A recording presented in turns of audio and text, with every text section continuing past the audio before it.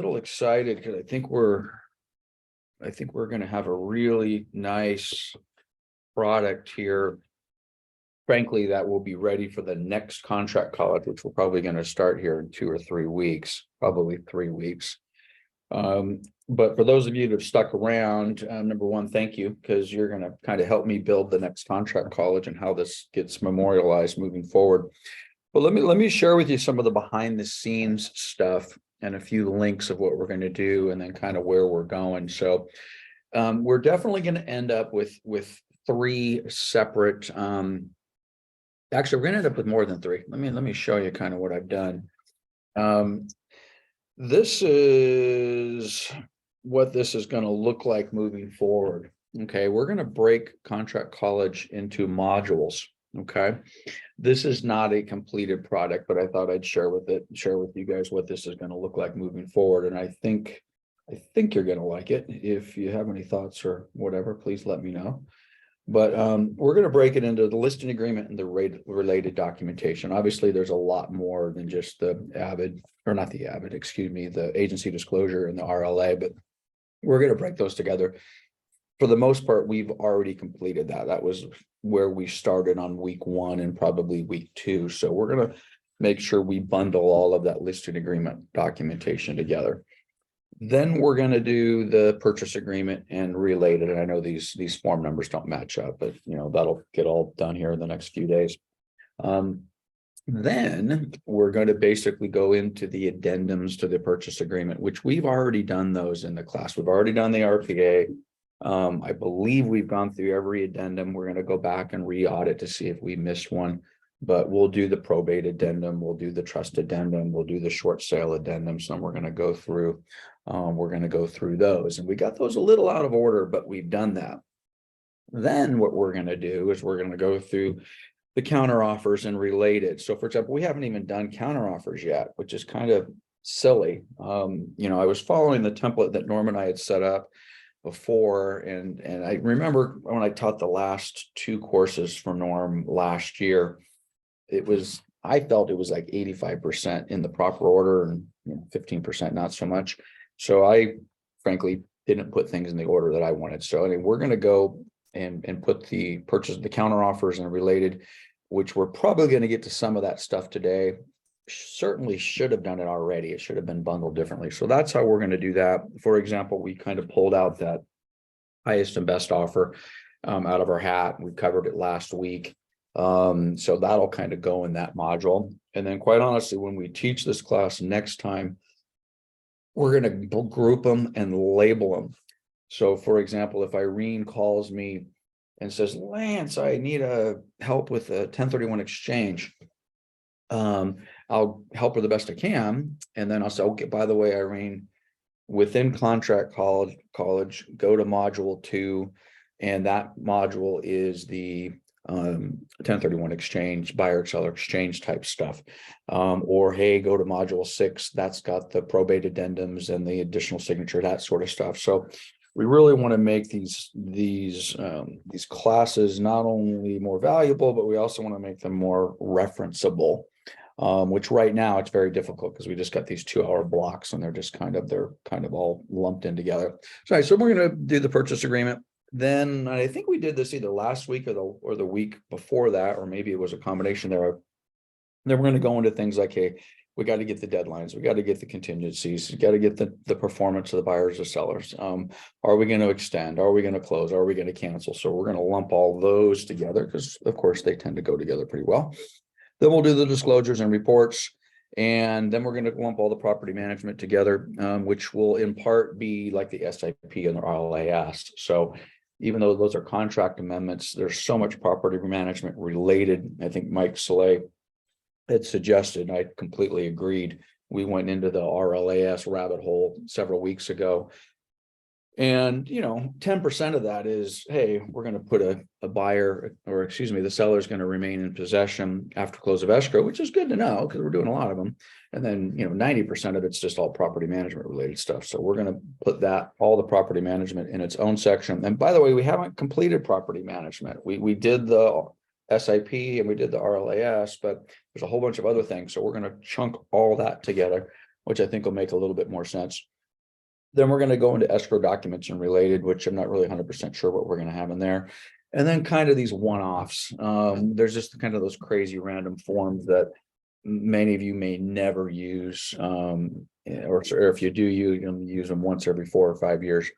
So I think there might be 1 or 2 other categories. So for those of you that are like, yeah, this makes sense. Thanks, Lance. Appreciate that. Great. If you have some input, and several of you have been more than willing to share your comments, and I really appreciate that. So if you have some thoughts on that, we can take a minute right now and talk about it. Otherwise, just shoot me an email or a text or whatever it happens to be.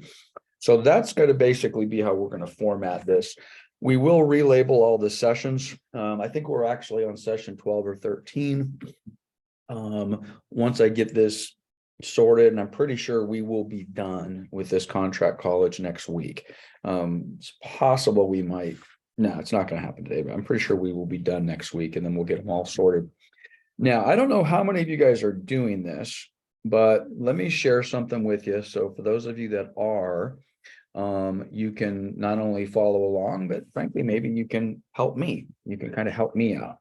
So I'm going to share a couple links. You guys know I'm doing all of this in Canva, or I think you know I'm doing it all in Canva. So the way we have this set up right now is we have Contract College Part 1, which I'm going to pull up. We've already gone through all this material. We've done this several weeks ago.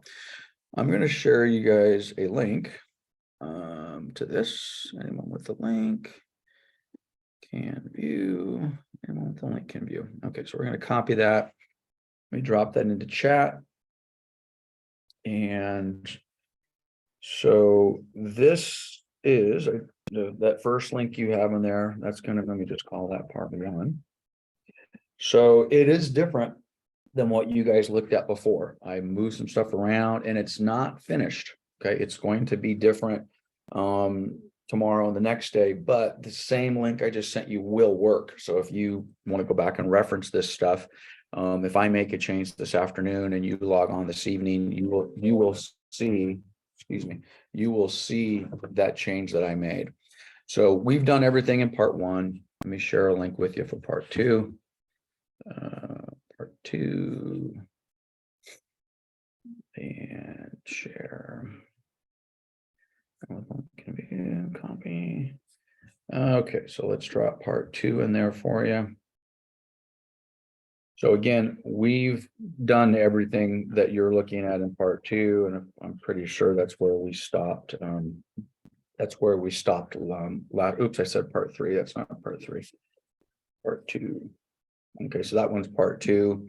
And then what we're going to work on the rest of the day today, and I'm 99% sure we will not have a part 4. We're basically going to, we should be able to finish all the rest of the forms within this particular section. Let me share this one for you.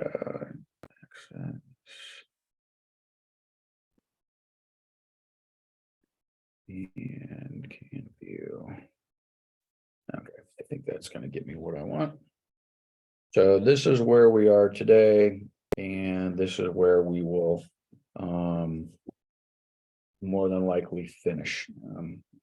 So those are the documents. Let me get back into this presentation and share this out.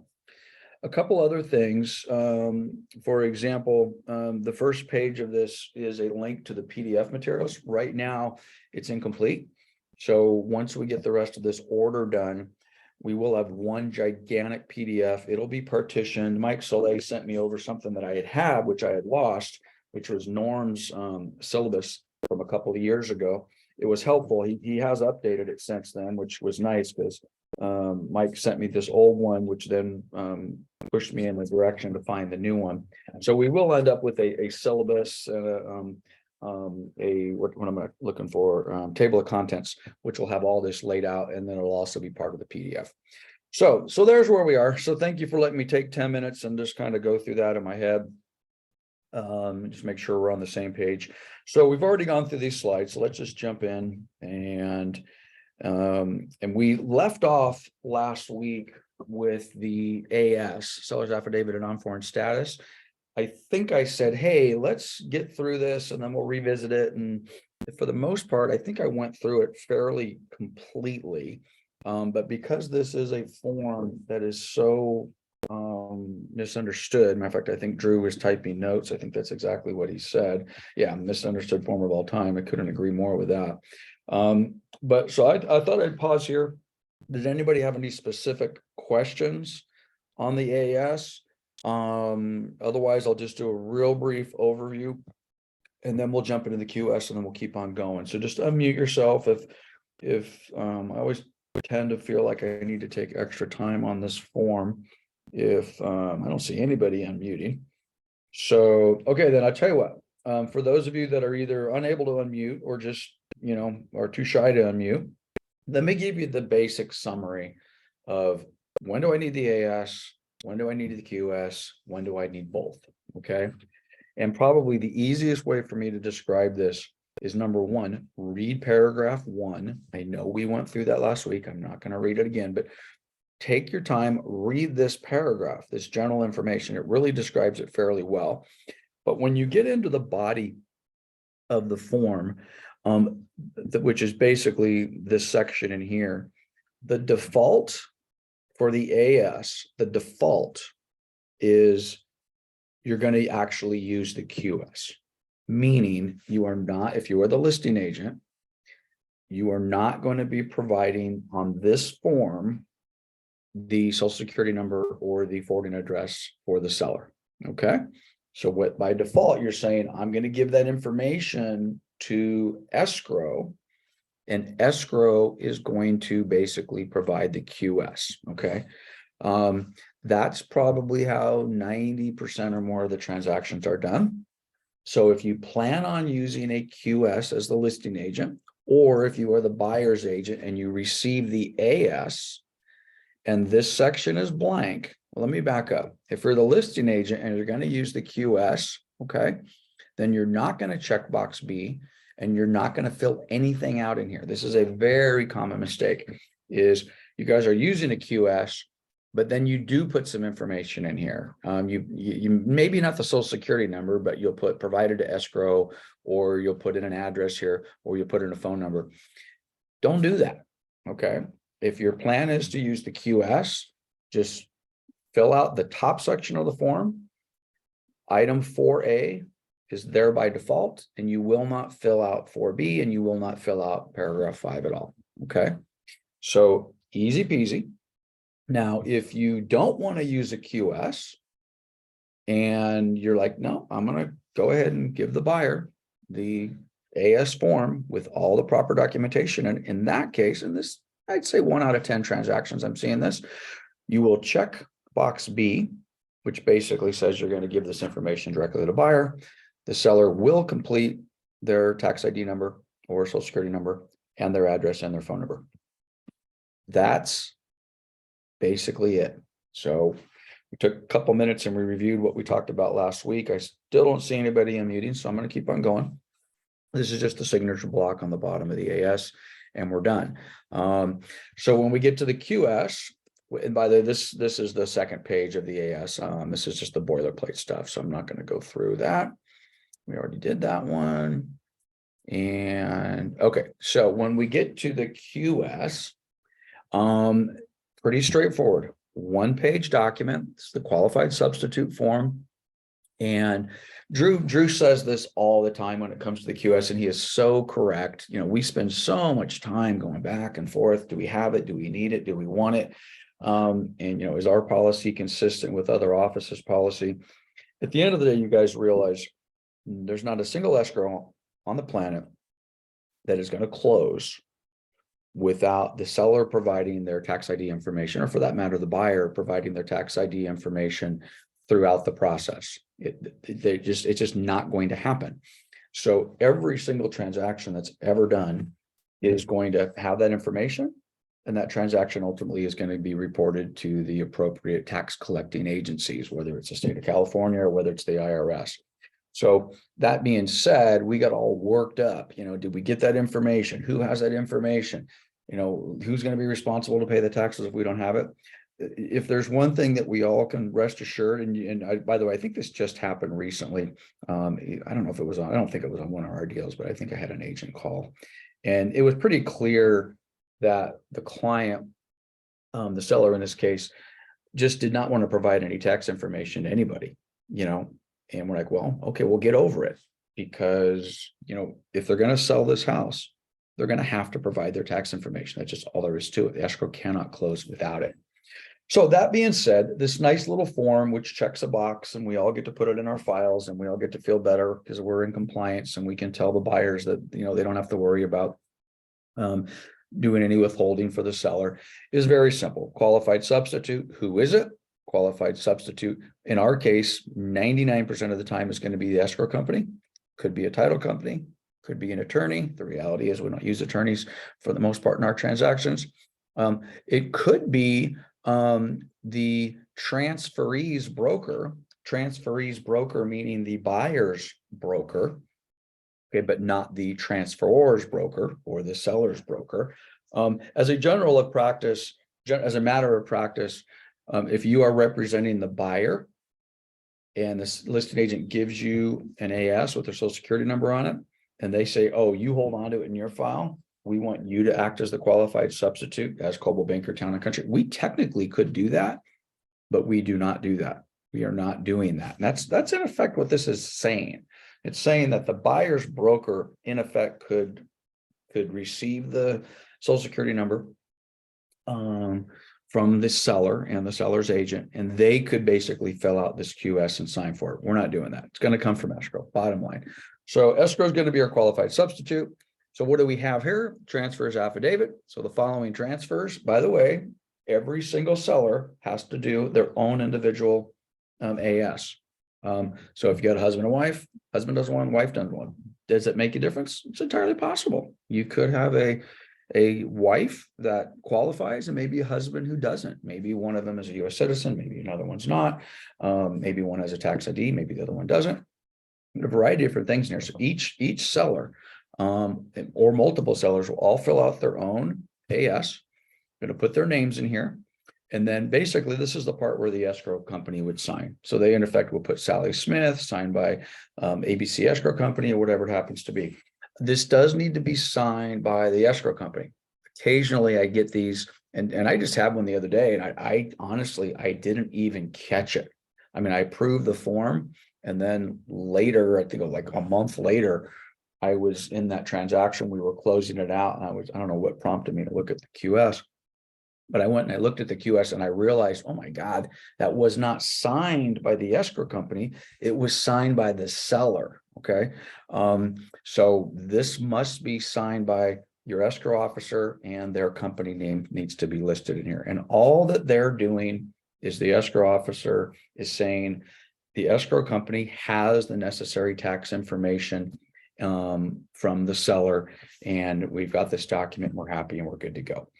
And that, folks, is it. So I don't see anybody unmuted. Normally this would be an area where I got 15 questions, or maybe I said something and got it twisted and I have to go back and correct myself, but I'm not seeing. Okay. All right. So we're going to keep on rolling. So fair enough. So let's rock and roll.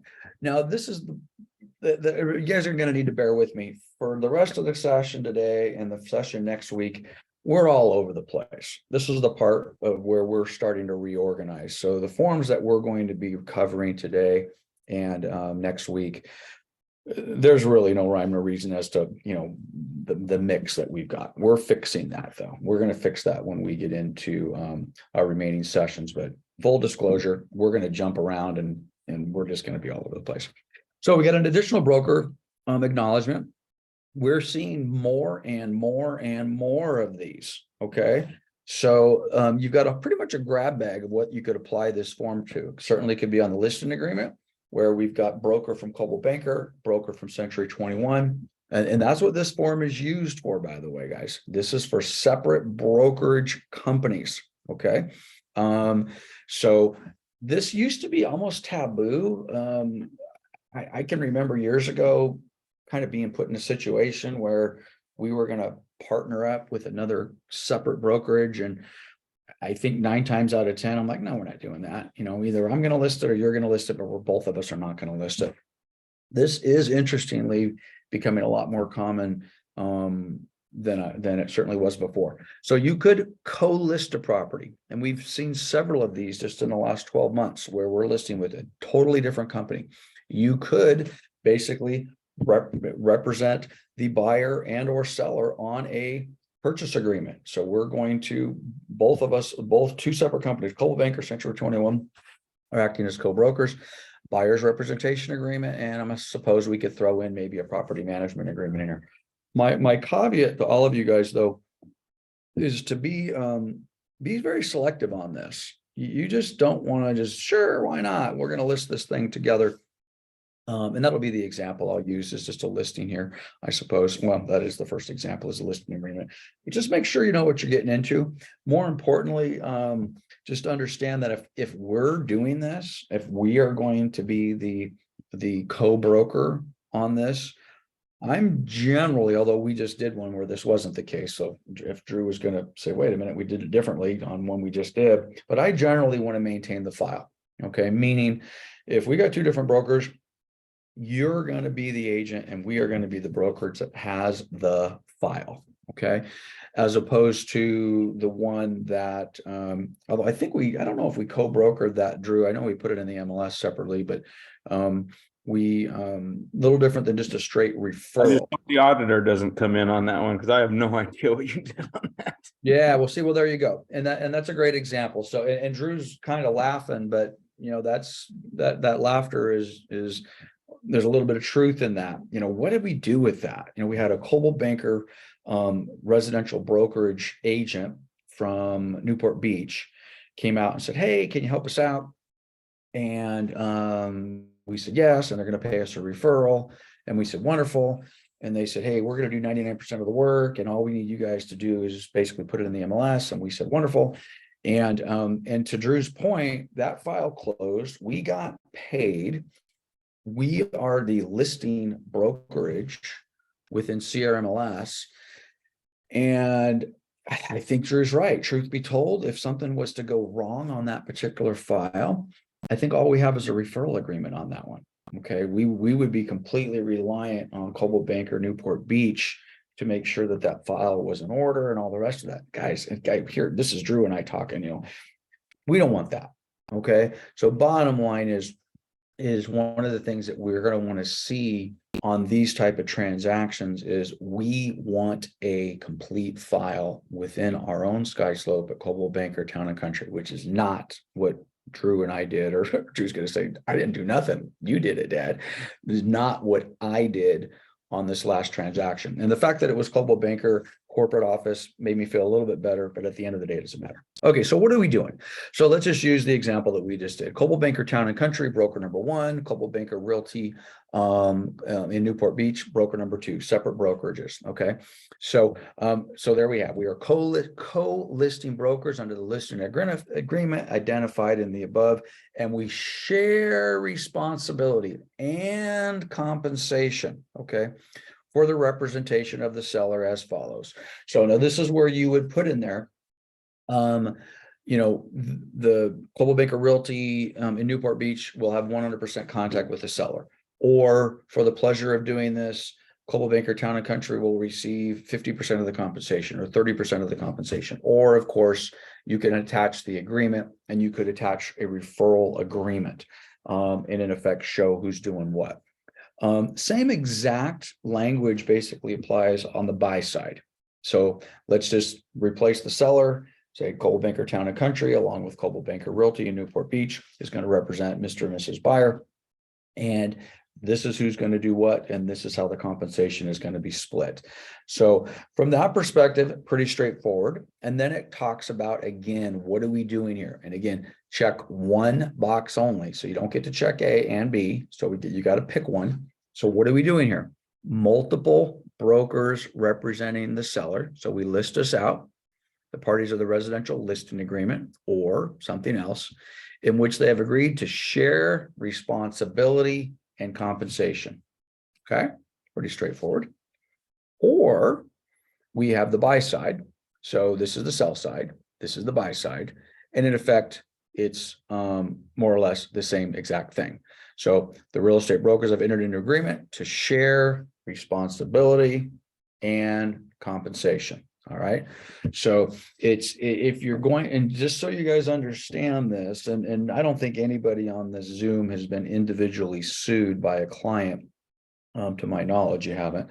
But when your deal goes bad, they come to us, and then we stand shoulder to shoulder with you. And at the end of the day, we're going to be trying to determine who is responsible for whatever the buyer or seller is upset with.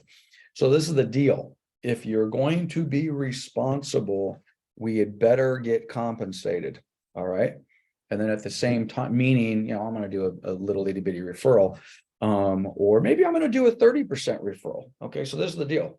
We do referrals all day long, 20%, 25, 30, 35%.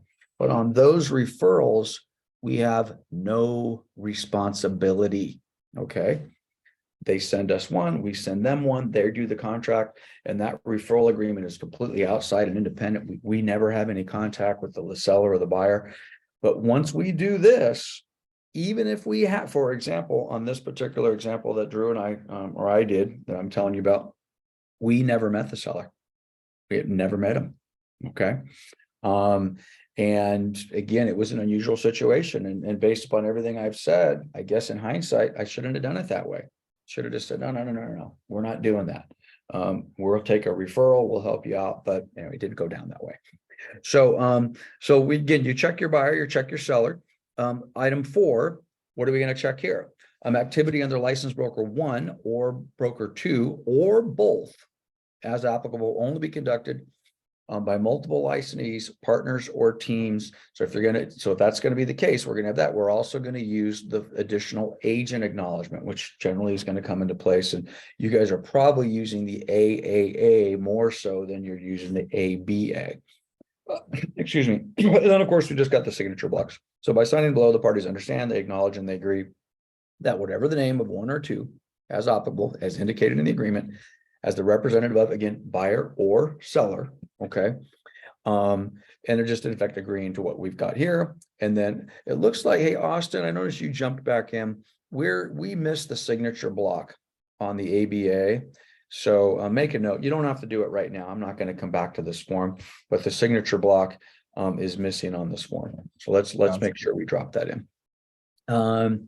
Okay. Any questions on the ABA? Question, please. Yes. On the signature block, it's always you guys, the broker, correct? Not Correct. us. Okay, thank you. Yep. That's going to be us in this particular case. There are a lot of other forms. For example, the agency disclosure form. It specifically will list, who is the brokerage and or the firm. Well, the firm is Coldwell Banker Town and Country.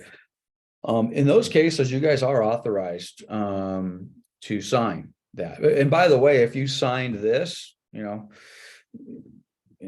be hard pressed to say, hey, we're not going to live up to it. But this is truly one of those, if you guys find yourself in a situation where you're going to basically not do a referral, you guys can go negotiate your own referrals all day long. And I don't think, Drew or I or anybody on the management team we might sit back and say, wow, that was a pretty low referral. You probably could have done better than that, but we're not going to tell you not to do it. On one of these, we may tell you not to do it. We may say, no, we're not doing this. Or we might just give you a little bit of extra encouragement and advice on how to handle it. And then we also may say, okay, well, sure, go ahead and do it. But we want to bird dog this entire file all the way through the process just to make sure we're solid. I will tell you, if you're doing these, and this, frankly, the one that we just did was another Coldwell Banker brokerage.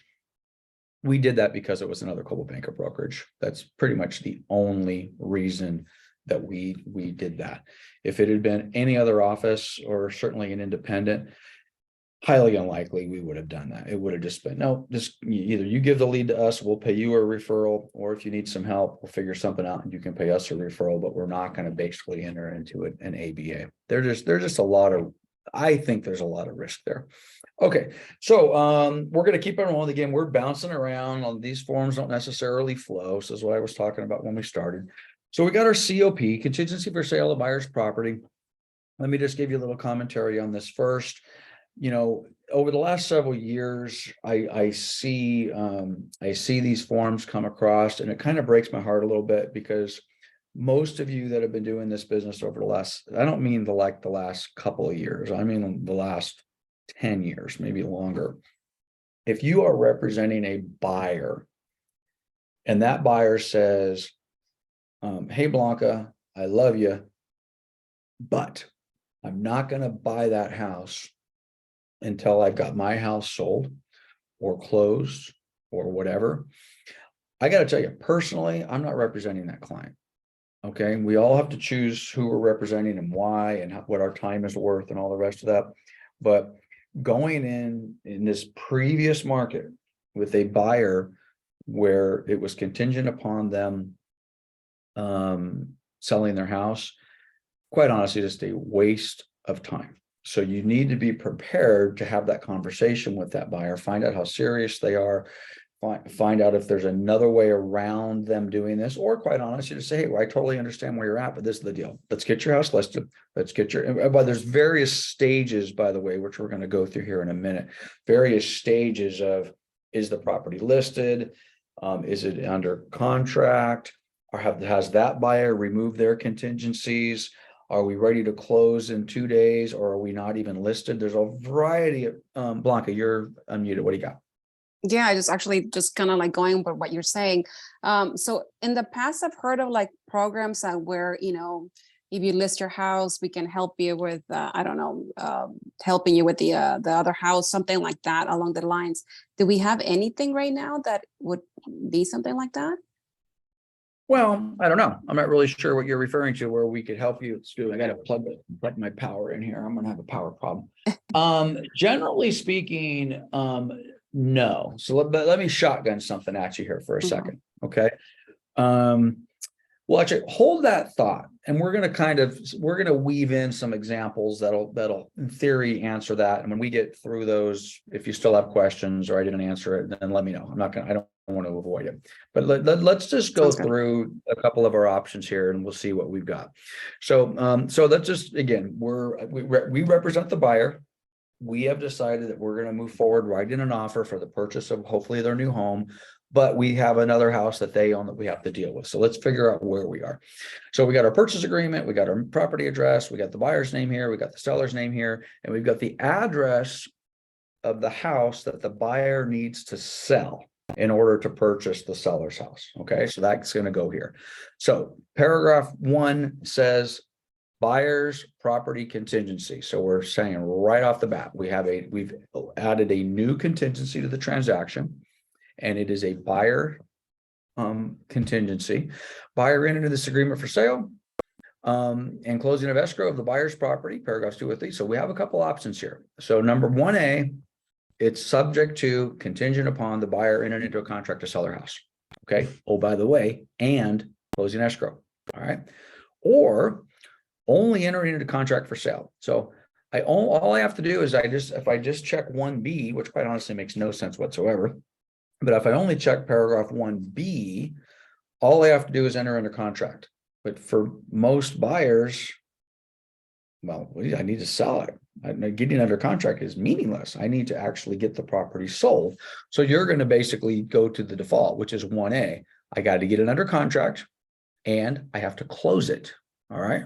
So paragraph 1B, anytime I would see that checked, I would probably say, okay, well, there's probably something else going on here that maybe I'm missing, or there's a misunderstanding. Or we can do 1C, only the close of escrow of the buyer's property, which is already in escrow. So let's use that example. So the first one says, 1A says, the buyer's house is not, there's no buyer for it yet. I'm listed. Maybe I'm not even listed, but I'm waiting for a buyer. It's the worst case of all scenarios if you're the buyer. And quite honestly, if you represent the seller and you get a form COP and the buyer's property is not even in escrow yet, to me, it's just a flat out 100% rejection. Thank you very much. Come back to me after your property's closed. So, but anyway, this one basically says we got to enter a contract. This one says we're already in escrow, but it's subject to closing. This is what you'll probably see the most. You'll see box 1C checked. Says, so it's subject to the close of escrow, meaning it's already in escrow. And if it is already in escrow, it's in escrow with Cobalt escrow, escrow number 1, 2, 3, 4, 5. Okay. So that's kind of generally your go-to on these. I will tell you though, I don't like it. I still don't like it. If you represent the seller, I'm not a happy camper. There's just no way I accept this. Now, as the market changes, and we are in a changing marketplace. So as the market changes, we're going to see this become more of a buyer's market. I mean, it's going to be, I don't really think we're there yet, quite honestly, guys. I mean, let me rephrase that. We are not there yet. Lance, I'm seeing prices come down. Okay, yeah, in some specific properties, or yeah, geez, on the $2 million price range. Okay, maybe that's a different conversation. But for most of our markets, the seller still is somewhat in the catbird seat. So at any rate, is the property in escrow? If it is, you're going to check this box. And we have this little extra line in here. We've attached Form CRP, or we could check this box, or we will deliver to the seller within 2 days after acceptance. So I would not do, if you are representing the buyer and you do check box 1C, which basically means you're already in escrow, provide some evidence of that. Show them evidence of escrow. Give them an escrow instruction, give them the contact information, give them something that says I've done that. Or again, if you don't do that, you check the box and then you could, by the way, that's the default. By default, if you check box 1C, you have to not just put in the escrow number and the escrow company, you have to give them something that says I am in escrow. If you haven't done that, check the box, get it to them within 2 days. Okay, entering into a contract for sale of the buyer's property. So now, if 1A or 1B applies, now we get to play around with number 2. Okay, the buyer shall have 17 days after acceptance to enter into the contract for the sale of the buyer's property. So in effect, this is our buyer says, hey, we have 17 days to get the property under contract. Okay, fair enough. Or by the or B, by the earlier of the time specified in 2A, that's up here, that's 17 days, or within 2 days of the buyer entering into the contract of sale of the buyer's property, buyer shall deliver escrow. So it's the same thing. So in effect, if you're not in escrow today, you have 17 days to get into escrow from the time the seller accepts the offer. And once you've done that, you have 2 days to get evidence to the seller. Guys, it's just a mess. I mean, just explaining this gives me a headache. But this is how it works. So my suggestion, quite honestly, if you represent a buyer, is convince them with all your heart and soul, hey, you know what? Let's wait till we get your property listed. Let's wait till we get your property in escrow. Let's wait till that buyer has removed all their contingencies. Let's wait till we're, a week away from close of escrow, or 2 weeks away from close of escrow. Then we can write a contingent offer. Because now if I'm the listing agent, and if Javier was to bring me that offer and said, hey, we're listed, we're in escrow, our buyers already removed contingencies, here's the full loan approval, we're good to go, here's the documentation, all the buyer's money's in escrow, and we're going to close escrow in 10 days, we want to buy your house. That's a different situation if I'm the listing agent. That's a situation where I might just say, well, that's cool, after you close escrow, come see me. But if I love Javier's offer and everything makes sense and he's done all that prep work, that's probably an offer I recommend my seller accept. Okay, so those are a couple of those scenarios. So I'm going to pause there. Let me go back to Blanca's questions. As far as programs to help this along, I'm not really sure what you might be referring to as programs. However, I'll tell you what comes to mind when you say, well, what's out there that could potentially help this along? Well, what's out there is like a company like Opendoor. Okay. If I have a house to sell and I want to buy this house across the street, but I know it's contingent, maybe I go to Opendoor. As much as it pains us to say that here on this call. Why would we go to Opendoor? Well, we would go to Opendoor because Opendoor, if I'm the listing agent and you say, hey, I've just sold my house to Opendoor, we're going to close escrow in 10 days.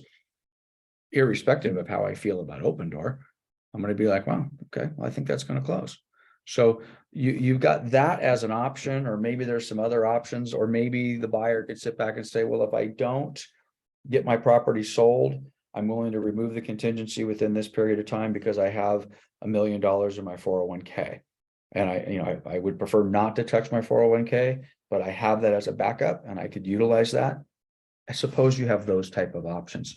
Blanca, was there something else that you were thinking of, or is anybody else on the Zoom here having? Yeah, I guess it was a while back, and that was one of the things like in 2008, 2009 that were giving that like money to move out and things like that. I just wanted to know if there's anything, right now that we wouldn't know about or we could use, No, but there's, open door sounds good too. well, open door is probably the best option where you've got an iBuyer, but in that case, it's still a contingency, but what you're saying is my buyer is more of a sure thing. That's really the Yeah. only difference.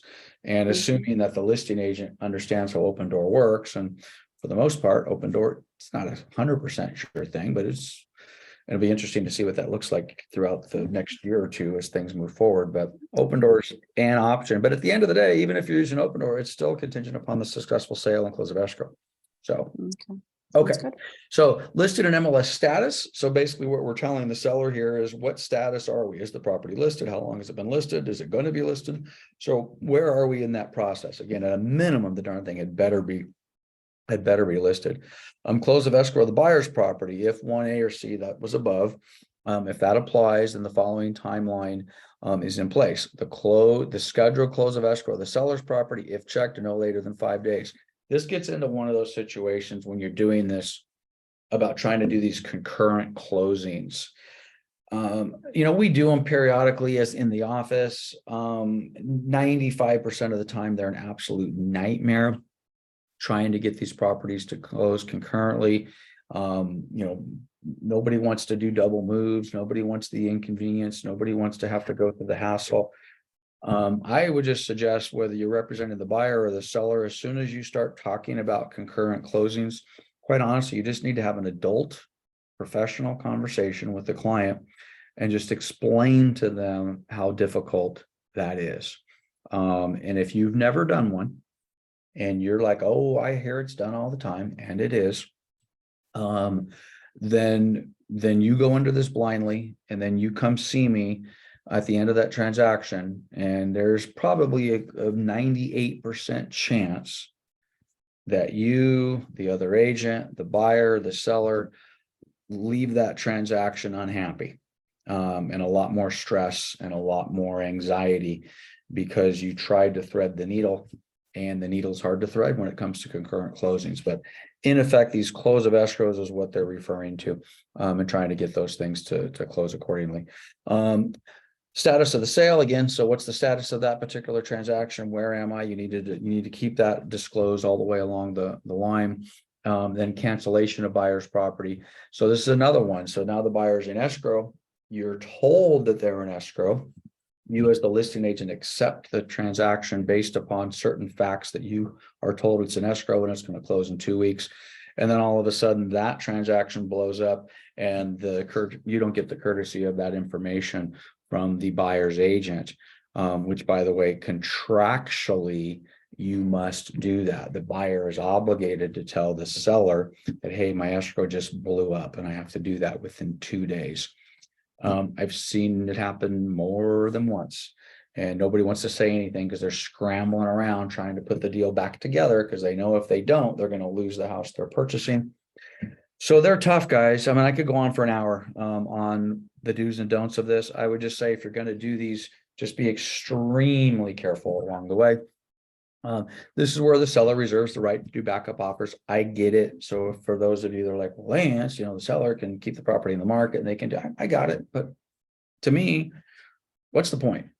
I mean, if I don't feel confident that I've got, this is where, by the way, that active under contract status comes in a lot, where, if I'm accepting a buyer's offer, I'm anticipating that escrow to close. I don't want to accept a buyer's offer with all these strings attached to it, open up an escrow, potentially expose my seller to some liability in an effort to cancel a deal that goes bad. I'd just rather not open up escrow at all. I would just rather not accept it. This particular paragraph 7 basically gives the seller, however, the right to accept that offer with a whole bunch of strings attached. We can accept other offers. We can do this. We can do that. Yes, there's a lot of protections in here for the seller, but I think the best protection for the seller is if they're focusing on paragraph 7 as their ability to move on, they have a better option, not accept the offer in the first place. Okay. And in effect, tell that buyer's agent, say, this is the deal.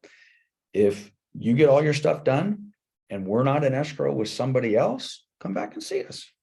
If we haven't sold it to somebody else and we're still available, come back and see us. Oh, you know what? And maybe if that's a month and a half from now, maybe our price will be lower, which, by the way, this is the argument to do this. If you have a seller that's desperate, or you think you're in a changing market, you might want to lock this buyer up. Yeah, I don't know. It doesn't work for me. Okay, removal of contingencies. This just talks about the timeline of how those contingencies are to be removed. Pretty straightforward stuff. Seller's right to cancel. If the buyer has not removed the contingencies in the period of time, if the seller has another offer that comes in and they've reserved the right to accept other offers, they can go back to that buyer and say, hey, we have another offer. You have to remove your contingency. If you don't remove your contingency, we can cancel. So this does outline the seller's ability to cancel the deal. But guys, remember, once you've got a signed contract, even though there may be crystal clear language on how one party or the other party can cancel, that doesn't mean that the other party agrees with that cancellation. That doesn't mean that you're not going to have somebody write a letter or call an attorney to come back and say, no, that's not how it is, or we believe it to be differently, or we're interpreting it differently. So you're exposing your client potentially to some legal disaster. Again, buyer has the right to cancel. Now, again, if we are on the buy side and we get this accepted, then God bless you. You've represented your buyer. You've got them all tied in. You're all ready to go. But again, the buyer has the ability to cancel. In effect, it's pretty straightforward. If they don't get their property sold, if they can't get it done within the timeline, then the buyer can sit back and say, hey, I'm sorry, I tried. It didn't work. Okay. But again, the buyer does have a little bit of risk here because now the buyer's put in the $10,000 earnest money. Maybe the seller's pissed. Maybe the seller didn't quite understand how this whole thing worked because it wasn't explained to them. And now, even though the buyer absolutely has the right to cancel, maybe the seller's not super willing to release that earnest money deposit in a timely fashion. So pretty straightforward stuff. Contract obligations other than the deposit. Again, it just talks about time periods and all the rest of that sort of stuff. Buyer's deposit. This is very similar, if not almost identical language to just a normal buyer's deposit at risk. This is not a liquidated damages clause, but it in effect talks about when the deposit gets delivered and how they get it back if things go bad. Buyer seller sign, and away we go. Okay, any questions on the COP? Does anybody want to fight with me? Anyone want to disagree and say I'm being too harsh on a COP and you love them? Now's your chance. Otherwise, we're going to move on. Okay, Julio. There we go. What do you got? When you look at this contingent situation, is it better to look at maybe a straight conventional type of loan scenario versus having to go through maybe an FHA VA process, which could extend, deadlines, which might be contrary to the contingent offers? What's your thoughts on that? Yeah, well, again, and my thought is just generally speaking, and we'll apply it to a contingency of sale for the buyer's property, but this applies to everything. If I'm representing the buyer and my buyer qualifies for the strongest form of financing, they have a lot of money in the bank and they can do a 50% down conventional loan. Their credit's fantastic. Well, that's a win-win. Okay. Because now if I'm the listing agent and I see that, I turn to my seller and say, wow, this is a super, super strong buyer. Now, if my buyer isn't that strong and their credit's a little weak and they have minimal down payment funds, or maybe they're doing down payment assistance and they're doing an FHA loan or a CalHFA or whatever it happens to be, well, that buyer, quite honestly, by definition, is not as strong as the other buyer. So the stronger that buyer can present themselves, the better. And this is another reason why I hate these transactions, especially if I'm the listing agent. Because let's suppose we're the listing agent, Julio, and our buyer comes in and they're reasonably strong, but it's contingent upon the sale of their house. Well, what are they selling? And what type of buyer is probably going to buy that? So if they get a weak buyer on their side, Or if they just, and again, I don't want to say all FHA buyers are weak, but if they get a low down payment, entry level form of financing, it just elevates the risk in the transaction, guys. Come on, guys. It's hard enough to get one transaction closed on time. Now we got another one stacked up on top of that. And what if that buyer, by the way, writes an offer subject to the sale of their property, and there we got one stacked on another, stacked on another. So the short answer, if I understood the question, is the stronger the financing, the better. And this is where, you know, when we're out there dealing with, 50% of the agents at the association level have never closed a house. It's their first transaction. It's their only transaction. They're super excited. Those are the type of agents, quite honestly, that move forward with these blindly. And they move forward with them blindly because they have no other business. So if I have no other business and I want to throw a dart at the board, then great, come on over here, let me write an offer. Oh my God, you're the first person who's actually ever even wanted to work with me. I couldn't even get anybody to write a contract for me. Well, yeah, you can't, because you are a contingent buyer that has a whole bunch of factors that are negative. So quite honestly, these type of transactions, and if you've done these, I'm not impugning you, but these type of transactions, quite honestly, are attracted to weak agents. Because it's like, geez, I want to do it. And then you got another one. I'll just give you a 30-second story. I did one of these. I was very young at the time, early 20s. And we did a contingent on top of a contingent on top of a contingent. So we had 3 legs stacked up. And I was involved in all of them. I represented the buyer, I represented the seller, I represented the seller buying the other house. So I had commission on commission on commission. And I got to tell you, that transaction killed me. I mean, it was everything that could go wrong, did go wrong. I ended up spending money on things I shouldn't have spent money on. Lucky we didn't get sued. And it was just a mess. So yeah, Drew's point, these are agent killers. These type of transactions are agent killers, especially if you're a new agent and you really have never done this and you just are kind of going into this kind of blindly and you're just so excited you got your first deal. And do they go smoothly on occasion? They do. But again, just be very, very careful. I will give you the rule of thumb. If you represent the buyer, you better have all your ducks lined up, explain to them the situation, and be prepared of your client for some disappointment and delay, and prepare yourself for disappointment and delay. If you represent the seller, 95% of the time, this is a flat out rejection, in my opinion. Okay, so we're going to keep on rolling. So what do we got here? Actually, this form does not match the form that we're doing. So this is just a straight addendum. I get this question a lot. Matter of fact, this happened recently where I don't even remember what the form was, but an agent called and said, hey, Lance, I want to do this. What should I do? And I said, just put it on an addendum. Okay. And then they did. And then they texted me back and they said, well, hey, the TC, that it's always rough when a TC corrects me, because I'm like, oh crud, it kind of made me feel I was a little embarrassed, if I'm being honest. But it was, hey, the listing agent's TC came back and said we should use form whatever it was. And I'm like, well, you know what? The TC is correct.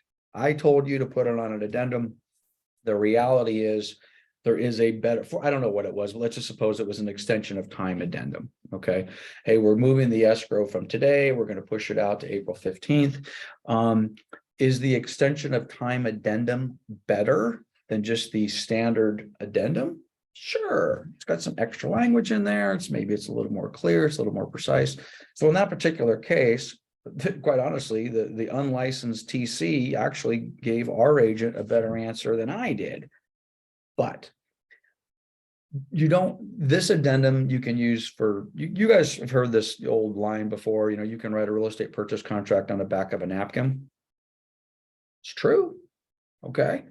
I've got a date, I've got terms, I've got conditions, I've got a signature from a buyer, I got a seller, it's written on a piece of paper, it's handwritten, it's on a napkin. Contractually, that's a legal document. Doesn't necessarily mean it's the best form.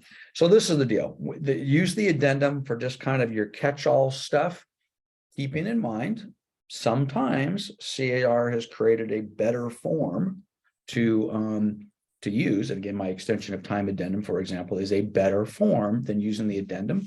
But if you just basically put in here item 1, escrow to be extended to April 15th, buyers and sellers signed it, is that a valid contract?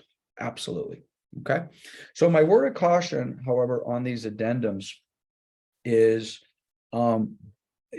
be careful, guys. Let's not type paragraph after paragraph after paragraph. The more you're typing on here, the more you potentially could be accused of practicing law.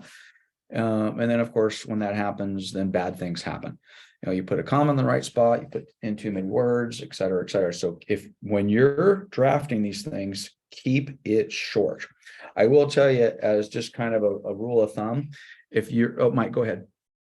If I'm responding to your multiple counter offer, and I don't want to change the terms, I mean, financing, everything is the same. Yep. But I want to up the price. Yep. Can I just, instead of write brand new contract, just use the addendum? You sure could. You sure Okay. could. This would be one of that would be a use for this form, which, you know, would be acceptable. So if that was the case, you would be basically making an addendum to the purchase agreement, which is the default, by the way. Okay. And then you would be the date of the purchase agreement. So if you wrote it yesterday, it would be purchase agreement, dated yesterday, the date, the time, the buyer, the seller, and you are amending, in this case, your own contract. And, you know, and you could put, you know, you could get fancy with it, you know, per the highest and best off form sent by a listing agent on May 5th, blah, blah, blah, blah. Buyer agrees to increase price to X or whatever. You could do that, or you could just be very simple, which is what I recommend. Purchase price to be increased to $850, period, done. Short, concise, done. A lot of agents just love to get the extra words in there. The fewer the better. But yeah, you could certainly use this. One last thought on this, and then we're going to move on, is the what you want a red flag from me, and not that there's anything wrong with it, but whenever I see a text overflow addendum, you can guarantee when you upload that stuff into SkySlope, I'm going to read every single word of the text overflow addendum. Or if I look at this addendum and it's just blue text, just the whole thing is just typed, I am going to read every single word of that, and I'm looking for problems. And chances are more than not, you guys have typed too much. Okay, so short and sweet on the addendum. This is just the signature block on the bottom of the same page. Okay, buyer's intent to exchange. And again, you'll notice here, let me go back. You've got some of our headers are wrong. Austin's working on this. So now we're going to do buyer's intent to exchange. So these forms will be ordered differently, like I told you earlier in the class. I want to keep these in a nice tight little group. So we're shotgunning. So form BXA, great form. So what are we doing here? My buyer is going to 1031 exchange onto the transaction. Okay, so it's pretty straightforward. It's a great form. It makes it clear to everybody. It explains it, I believe, perfectly to the seller in this case. In theory, your buyer understands what they're doing. And just to give you a quick one in case we've got some new people, Lance, what are you talking about? You've already lost me. 1031 exchange is that there's their internal revenue code. So here we go, right there on paragraph 1. Under Internal Revenue Code 1031. So for those of you who haven't done these or you're new to the business here, when you hear a 1031 exchange, the 1031, the number refers to the IRS Internal Revenue Code. Okay, that's the name or that's the number of the code. The exchange portion basically says is I'm going to sell property A house, apartment, whatever it happens to be. And I'm going to buy like kind, which is basically real estate asset of like kind property B. And I want to defer the payment of any sort of capital gains taxes on the sale of property A. That's what we're trying to do. So you will hear terms like, again, buyer's intent to exchange or a 1031 exchange or a tax deferred exchange or any sort of combination of those. Hey, they're doing a 1031 IRS code tax deferred exchange. It's all the same thing. So the buyer is just deferring their taxes. In other words, I don't want to pay capital gains taxes today. I'll deal with that tomorrow, and tomorrow generally means I'm going to deal with it when I sell that asset in the future and I realize those gains. Right now, these are unrealized gains, meaning that the buyer in this case hasn't touched them. The money from the sale of my property didn't go into my bank account. It's over there. It's unrealized. This is a debate right now, by the way. Biden administration is doing their budget, and then you've got Congress doing their budget, and there's talk about taxing unrealized gains. Which, I mean, goodness gracious, I mean, from a real estate perspective, forget about your politics, whether you're a Republican or a Democrat.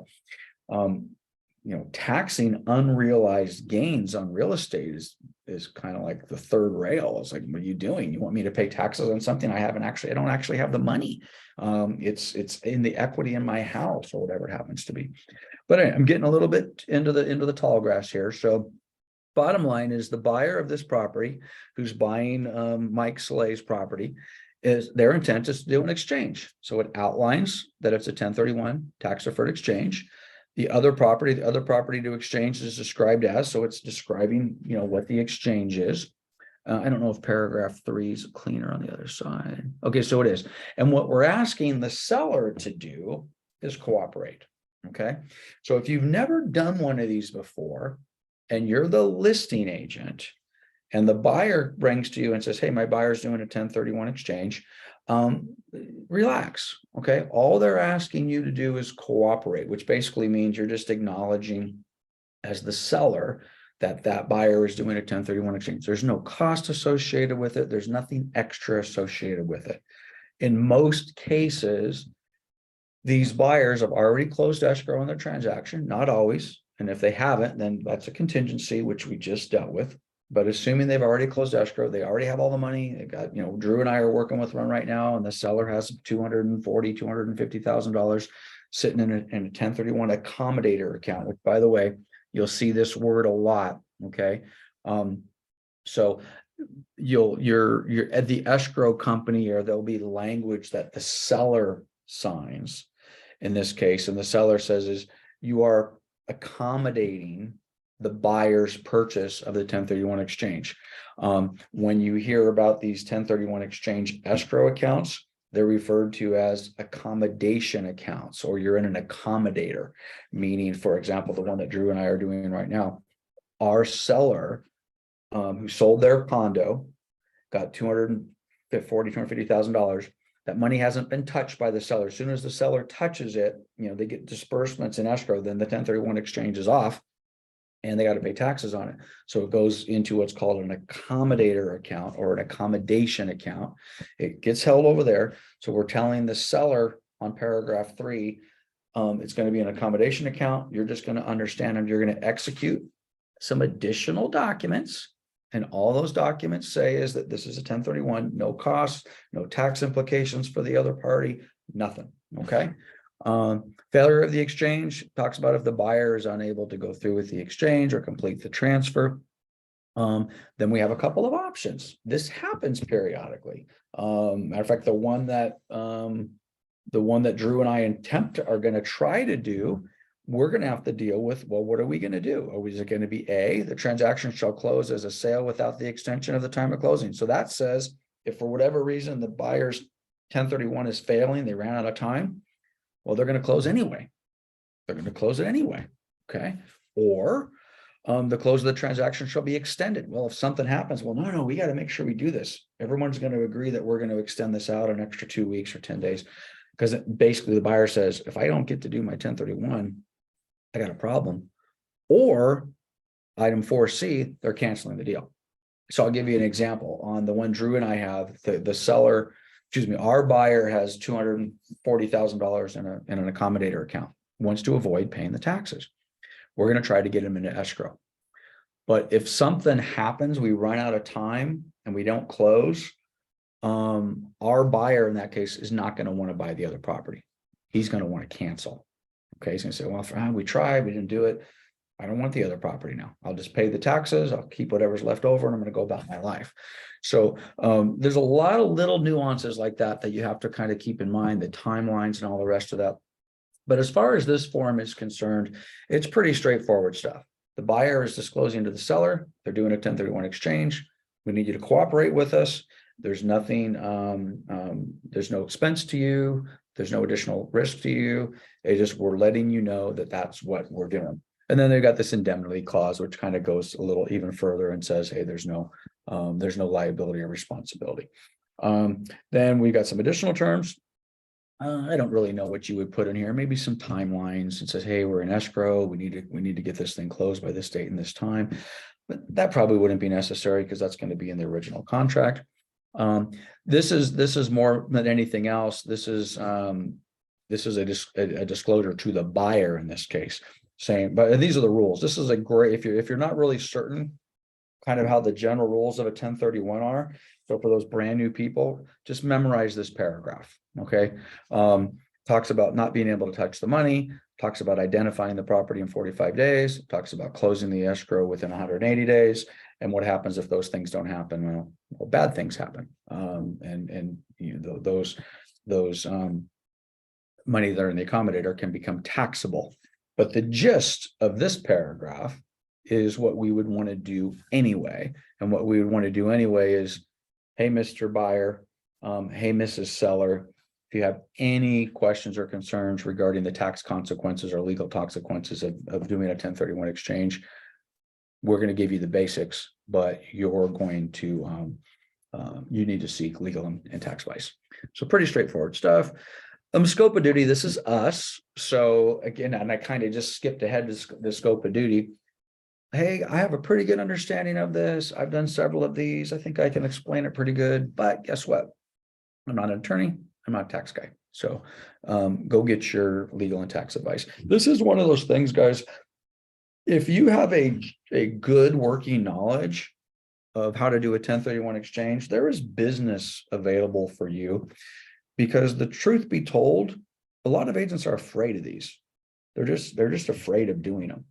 So if you're not afraid of them, and you have a generally good working knowledge of these, there's business to be had out here. There really, really is. And frankly, if you do have a good working knowledge, even though you're going to still refer your client to their tax advisor, you know, it elevates you. So, and Safe Harbor Exchange, I don't know, was there a question somewhere? Or did you just type Safe Harbor Exchange? Safe Harbor is one of those companies. It's like a Cobalt escrow, but Safe Harbor is one of these accommodator escrows that where these monies would go. Orange Coast Title has one. I forget what it's called, JBM or something like that. JBM accommodator. Most all of the large title companies have escrow. For example, we don't do 1031 exchange escrows. Most independent or even broker-owned escrows like ours, we don't do that. There's a small group of folks that do that. Nothing really special. All they do is hold the money. Safe Harbor is one of those companies. Okay, I don't see anybody unmuted. I'm gonna keep on rocking and a rolling. So this is a seller. Again, the header on this is incorrect. So this is a seller's exchange to exchange. This is the same form, but this would be one when now the buyer comes into the transaction and the seller says, great, your offer's fantastic. We love it. And we want to accept it, but we want you to be aware as the buyer of our property that we, the seller, intend to exchange. It's basically the exact same form, the exact same discussion. It's only now it's in reverse. The seller is intending to exchange. So we're going to fill out this documentation in here. Under the cooperation side, now it just says, okay, you as the buyer are agreeing to cooperate with the seller's 1031 exchange. And what does that mean? There's going to be an accommodation. There's going to be some additional documents. I think, quite honestly, I haven't matched it up, but I think this is like word for word identical as the previous form. They're just swapping out buyer and seller in these.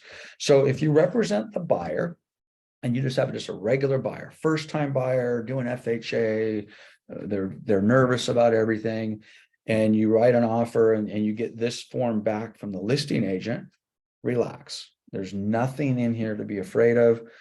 Nothing extra for the buyer to do, with the exception of their escrow instructions are going to have an extra couple documents that basically say the seller's doing an exchange. No cost, no liability, no nothing.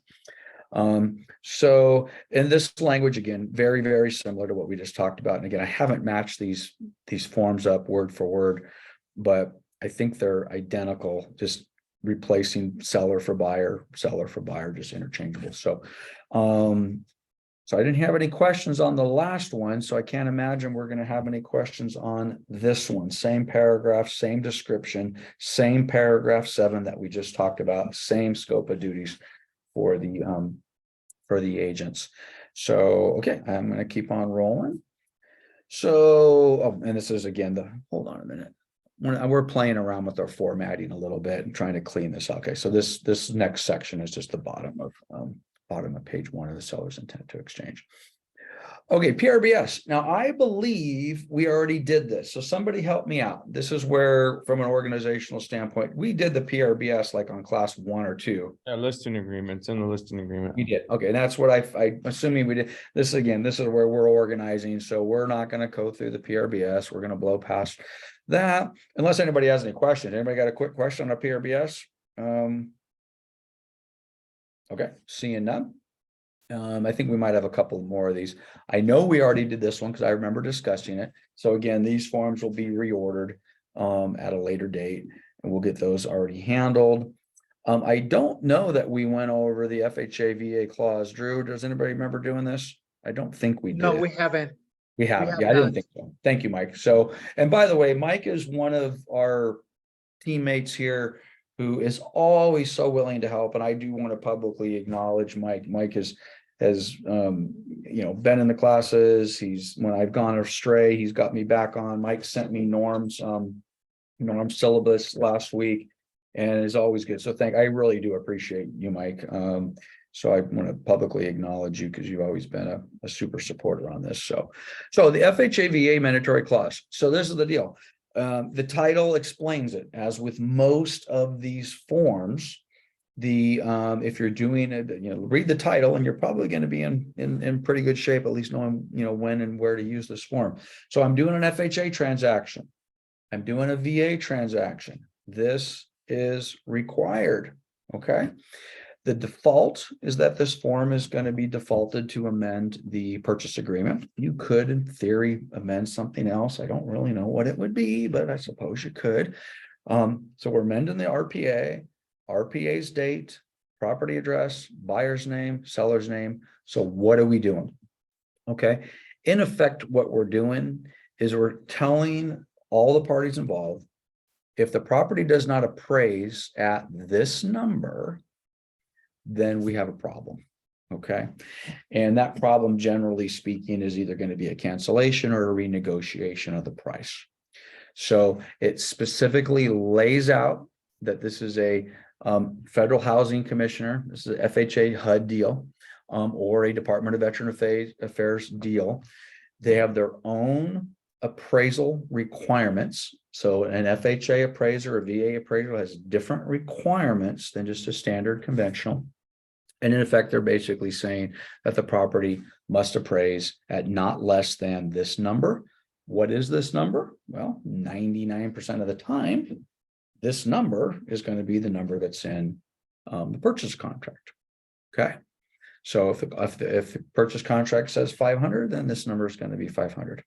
It continues to say the purchaser, that's the buyer, of course, shall have the privilege and option of proceeding with the consummation of the contract without regard to the amount of the appraisal. So they're saying the buyer can move forward, but it very well may not be subject to or available for FHA or VA financing.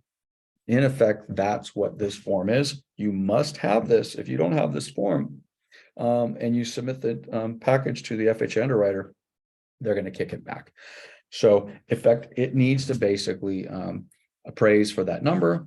If after signing the clause, though the purchase price increases, okay, buyer and seller agree to sign before close of escrow a new amendatory clause. So what they're saying here is if for whatever reason, hey, our original contract said 450, but for whatever reason we're amending the price to 480, they need to do a new clause. Oh, and by the way, we need to have an appraisal at 480. This is kind of cute. For FHA transactions, the amendatory clause is not required on HUD foreclosures, HUD REO sales. I've always thought this was funny. Or sales that are Fannie or Freddie Mac, or sales that are from the Department of Veterans Affairs or for rural housing. So in effect, what they're saying is if the property is a foreclosure and that foreclosure is a HUD or a VA or a Fannie or a Freddie, that this doesn't apply. So they've amended themselves out of their own mandatory I'm stumbling on their own amendatory clause. Okay. So this doesn't apply if it's an FHA or VA or Fannie or Freddie foreclosure. I've always thought that was hilarious. So what are we doing here? Well, here we're going to certify. So the underside buyer and seller and the agents, by the way, and the agents, you guys are signing this, certify that the terms and conditions of the sales or conference referenced above are true and correct. So basically, you know, you're signing that there's no shenanigans going on here. Okay, that you got the price in the contract, you got the price on the clause. We're not including the Corvette in the garage, or we're not taking the Corvette in the garage off, or the seller's not taking the appliances with them, whatever it is. We're basically saying, hey, we're being straightforward with you and we're not going to play games. And then, of course, if you are playing games, then you could be subject to United States Code 1001, whatever that means, fine, imprisonment, penalty, so on and so forth. Okay, so buyers and sellers and agents are going to execute the FHA VA mandatory clause, and we're going to move forward. I will pause for 5 seconds. I don't see anybody unmuted, so we're going to keep on rolling. For your protection, get a home protection. We did do this form. I remember it pretty clearly. Javier, did you have a question? Yeah, sorry, let's go back on the FHA mandatory clause. If the price increases Yep. Through countering stages. Yep. Do you suggest that a new mandatory clause is signed at that moment? Yeah. Or prior to the close of escrow? And can that mandatory clause come from a lender? Like say the FHA? It could. I think best practice, good question though, because that would happen quite often. So they're talking about, where did that price thing go?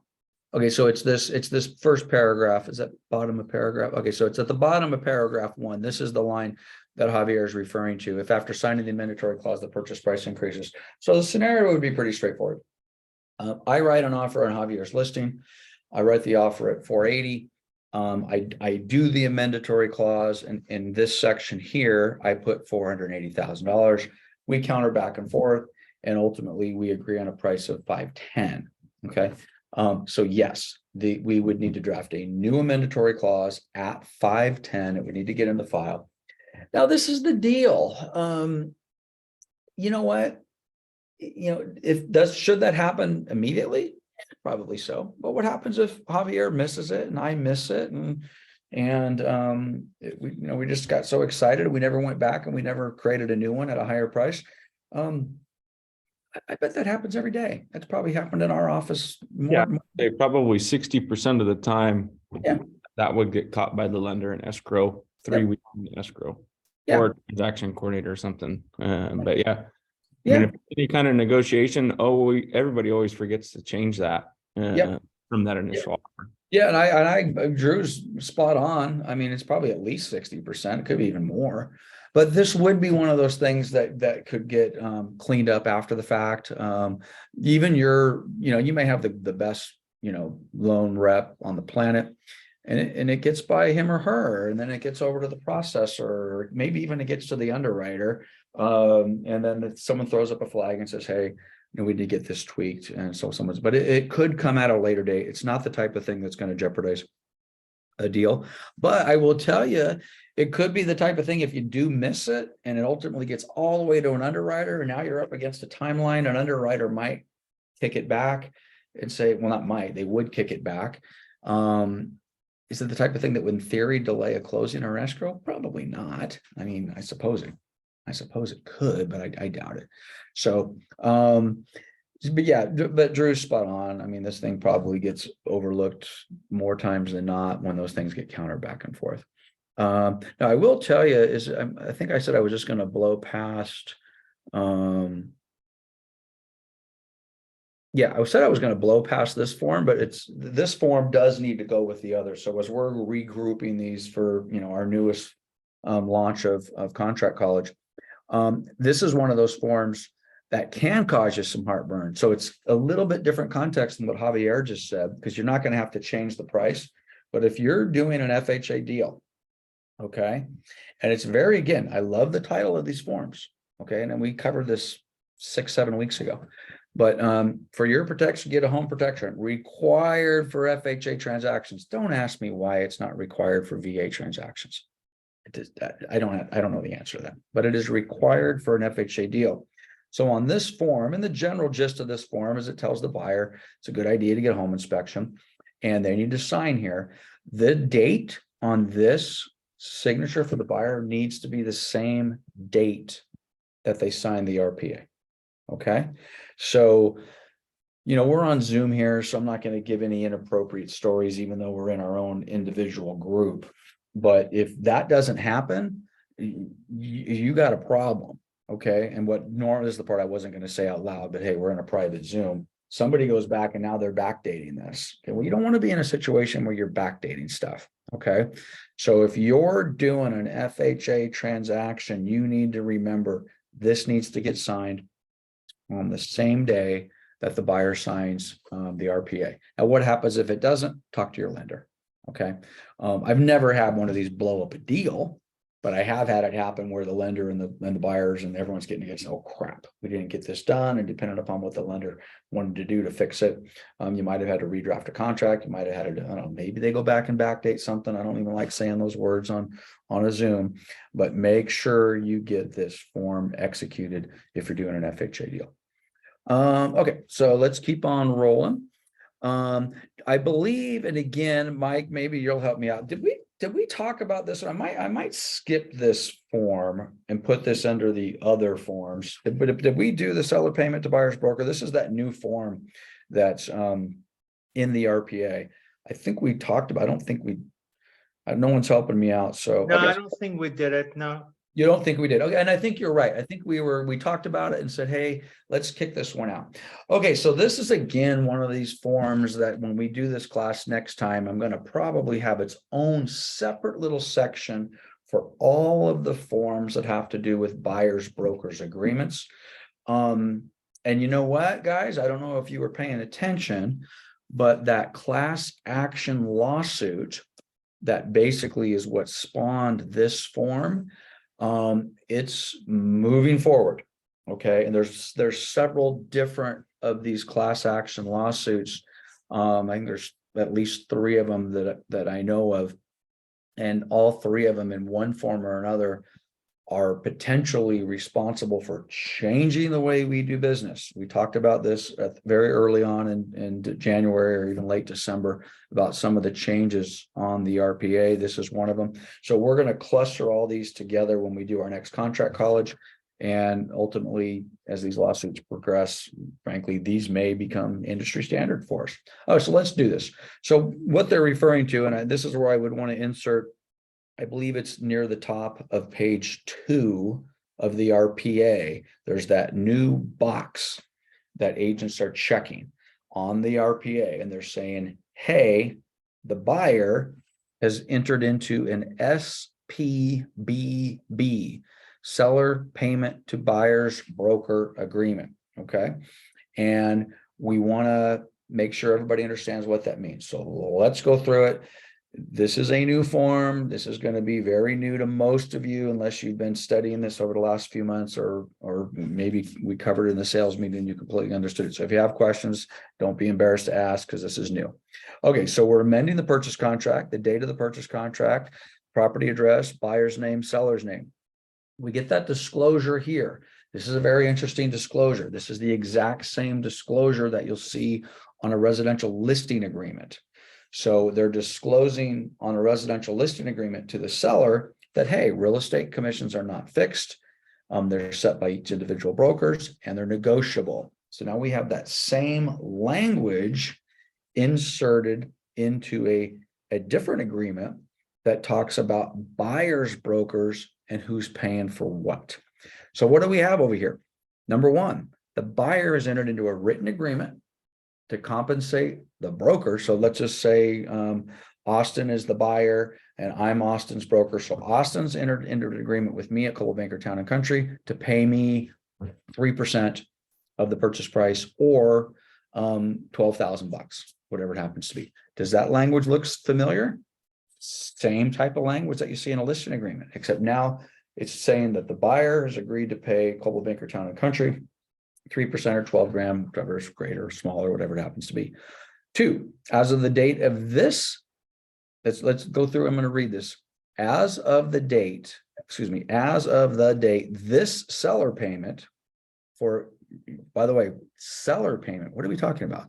Seller payment for buyer's broker document is signed by the buyer and pursuant to the MLS or some other document. Seller's broker has agreed to pay the buyer's broker 3% of the purchase price. Okay, so why is that important? Okay, or let's suppose the listing agreement said you're going to pay the buyer's broker 3%, or maybe it says $12,000, whatever it says. Okay, so we have 2 completely different items here. The buyer has agreed to pay, Austin has agreed to pay me as his broker 3%, but I'm writing an offer for Austin. And the house that we're writing an offer on, that seller has also agreed to pay the buyer's, Austin's broker, me, 3%. Why is that important? Because I'm not going to get to pay. I will not get paid twice. I'm not going to get 3% from the seller, and I'm not going to get 3% from my buyer's broker.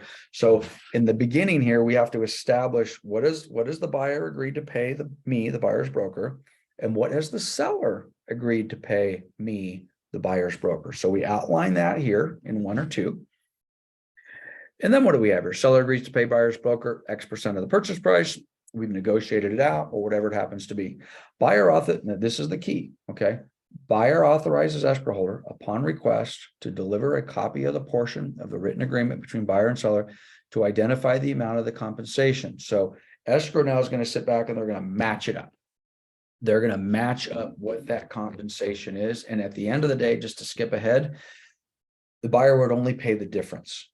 Okay. So let's pretend Austin agreed to pay me a 3% commission, but through the MLS and through the listing agreement, the seller has agreed to pay me a 2% commission, 3% minus 2%, 1%. So the seller pays me 2, Austin pays me 1. That's how that's really what the gist of this whole form is all about. Okay, there's some language in here if it's a, dual agency and all the rest of that and how that particularly works, but that's really what we're getting to on this particular form is what's the compensation, who's paying what, and what the buyer would need to do, which, by the way, so if you're utilizing, this is why this is going to be such a hard thing for us to deal with if this ultimately comes into play with the law, because it's all about a disclosure process, is sitting down with Austin and saying, hey, dude, you're going to pay me this commission. It's going to be $12,000, $15,000, $20,000.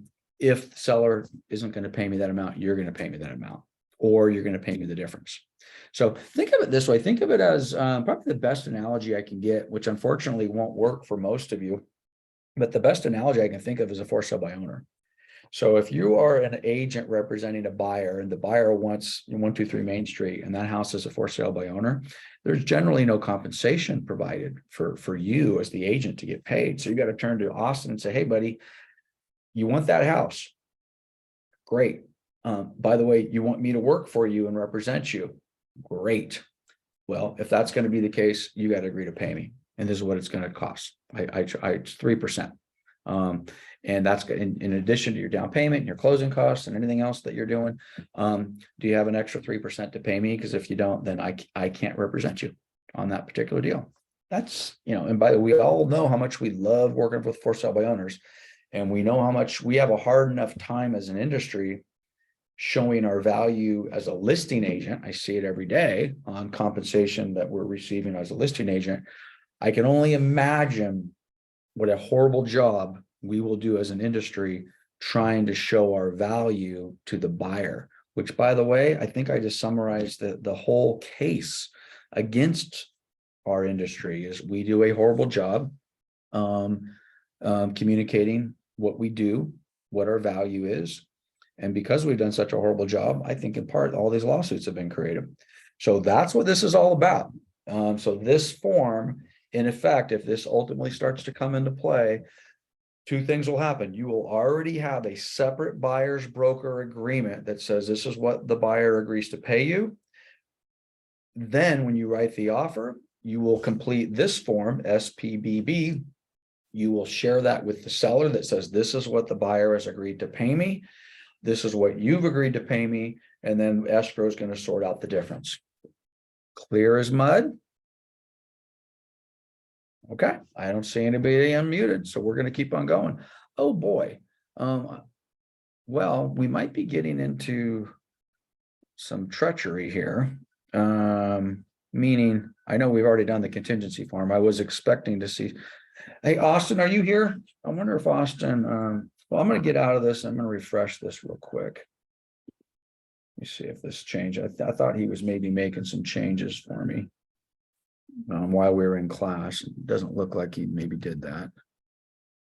So unfortunately, guys, I may be traveling into some unknown forms here. So let's see what we got here. I don't want to waste the next 30 minutes of our time. You know, we've done the contingency, we've done that. Okay, I'm going to skip ahead in the presentation. I apologize. Like I said, we're going to hit some of these forms that we need to resort. So actually, before I do a screen share on this, I pull this backup offer. Let's see what we got here.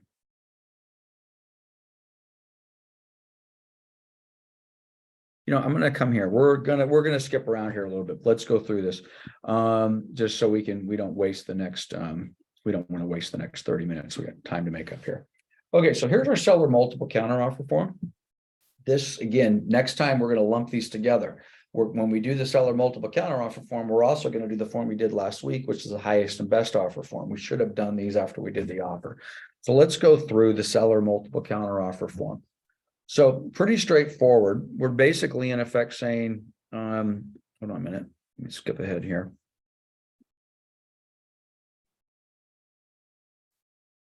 Yeah, bear with me.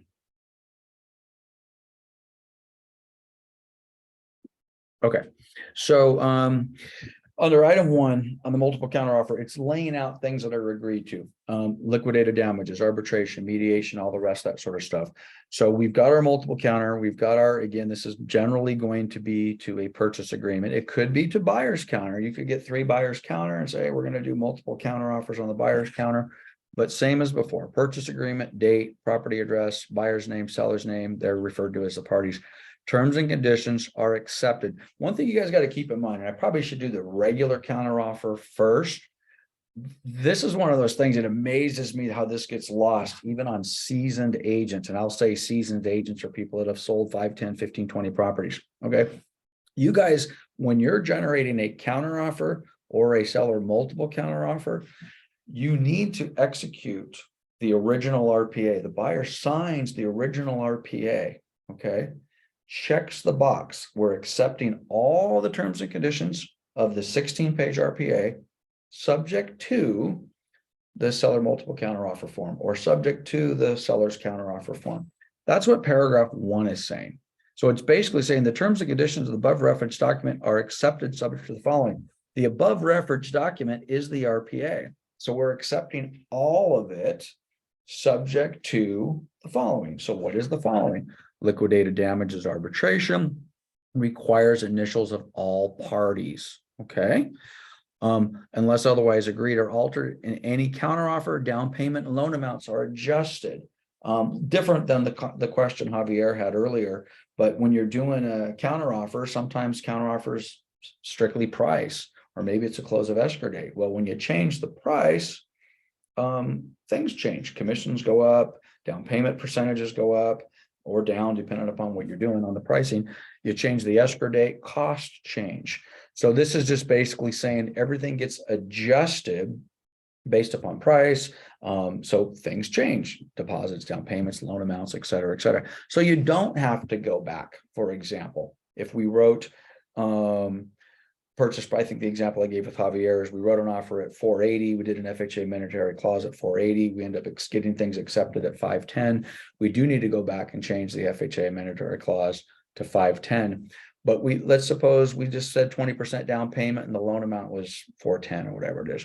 We don't have to go back and change that 410 to 414 because we added the price. This paragraph handles that. Okay. It just understands that it all goes up and down, and that's what they're referring to here. Unless otherwise agreed to or altered in another counteroffer, the original offer and appraisal contingency amount, if the amount is lower than the original price, then the dollar amount and any difference of the appraisal gap will be deducted from the final contract price. Ugh, boy, that's certainly a handful. So what again? Sorry, just dropped something. So what are we talking about here? There's a possibility you're going to have other issues. So we have higher counteroffer, but now we've got an appraisal issue. You know, we wanted it to appraise at 500 now, or at 480. Now can it appraise at 510? Is it going to go above that or below that? All of that stuff is going to be impacted on your counteroffer. So what other terms? So this is where you would write in sales price to be 510, close of escrow to be 45 days, escrow to be cobalt escrow, whatever it happens to be. You're writing those items in your counteroffer. Hopefully you can get them to fit on paragraph D. Are we doing any other agreements? Yeah, I got to throw in the old SIP, or, you know, my seller needs to sell their property or whatever they happen to do. So, or they're doing a seller's exchange. So now you're incorporating these additional amendments into your multiple counteroffer. Pretty straightforward.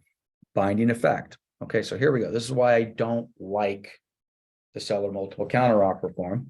Seller is making multiple counteroffers to other prospective buyers on terms that may or may not be the same. By the way, you guys know you can do that. Okay, you could come over here and give 5 different counteroffers. One of them can be sales price to be 500. The other one could be sales price to be 505. The other one could be 495. And well, why would you do that? Well, maybe one offer is asking the seller to pay $10,000 in closing costs. Maybe the other counter is not. Or maybe one of them is cash and you really, really like that one. So you're going to give them something a little bit different. You can do that. I don't know that that's done normally, but probably the best case scenario that you could think about is, let's just keep it simple. You have 2 offers.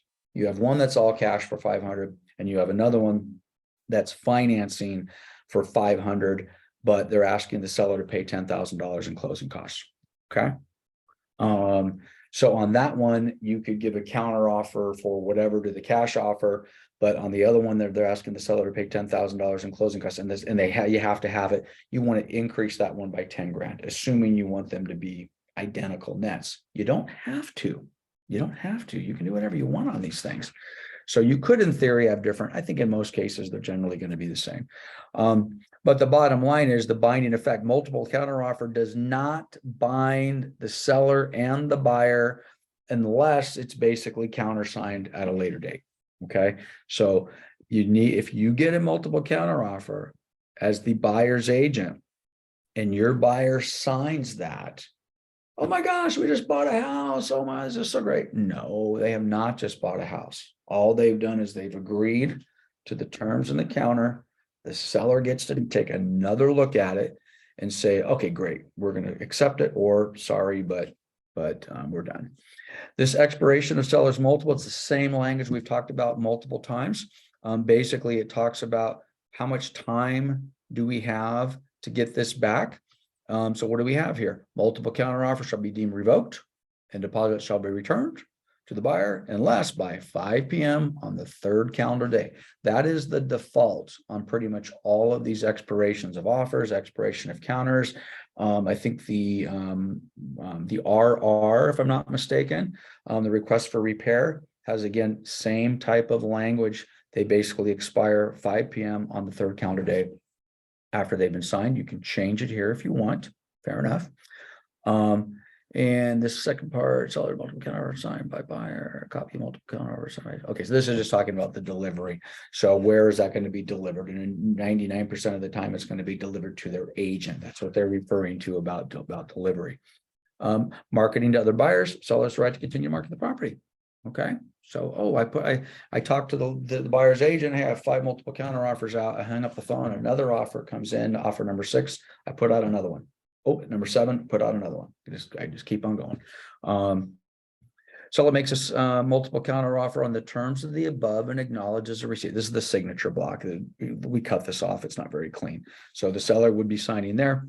And then the acceptance of the counter. So this is again where ultimately the buyer could sign. So the buyer is accepting the counter, or the buyer can check the box and then they can issue a counter.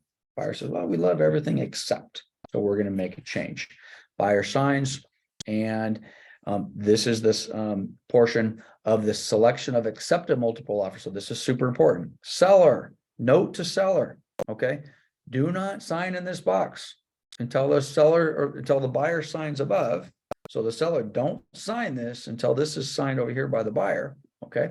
Because what happens when the seller signs this? Seller signs it, they're accepting it. Now we're under contract. Or, nope, we're going to put this one in a backup position. Your backup offer number one, your backup offer number two. Okay, so if this, and by the way, the reason they're telling the seller don't sign box 8 until the buyer signs box 7, because if the seller signs basically box 5, so also signs box 8 before the buyer signs, their paper trail of documentation, once the buyer signs that, they've accepted it. Okay, so it's not that complicated, but I could see if you were a new agent, it might get misunderstood. It might get a little tricky because you see a place for the seller to sign and now you're signing. So hopefully CAR has done a good job and we keep you out of hot water. And again, the backup offer is a possibility. You don't have to respond to these, by the way. Most agents, if they're not accepting 4 of the 5 offers, it's just a phone call or an email. Oh, thank you very much. We accepted offer number 2 and we're not moving forward with you.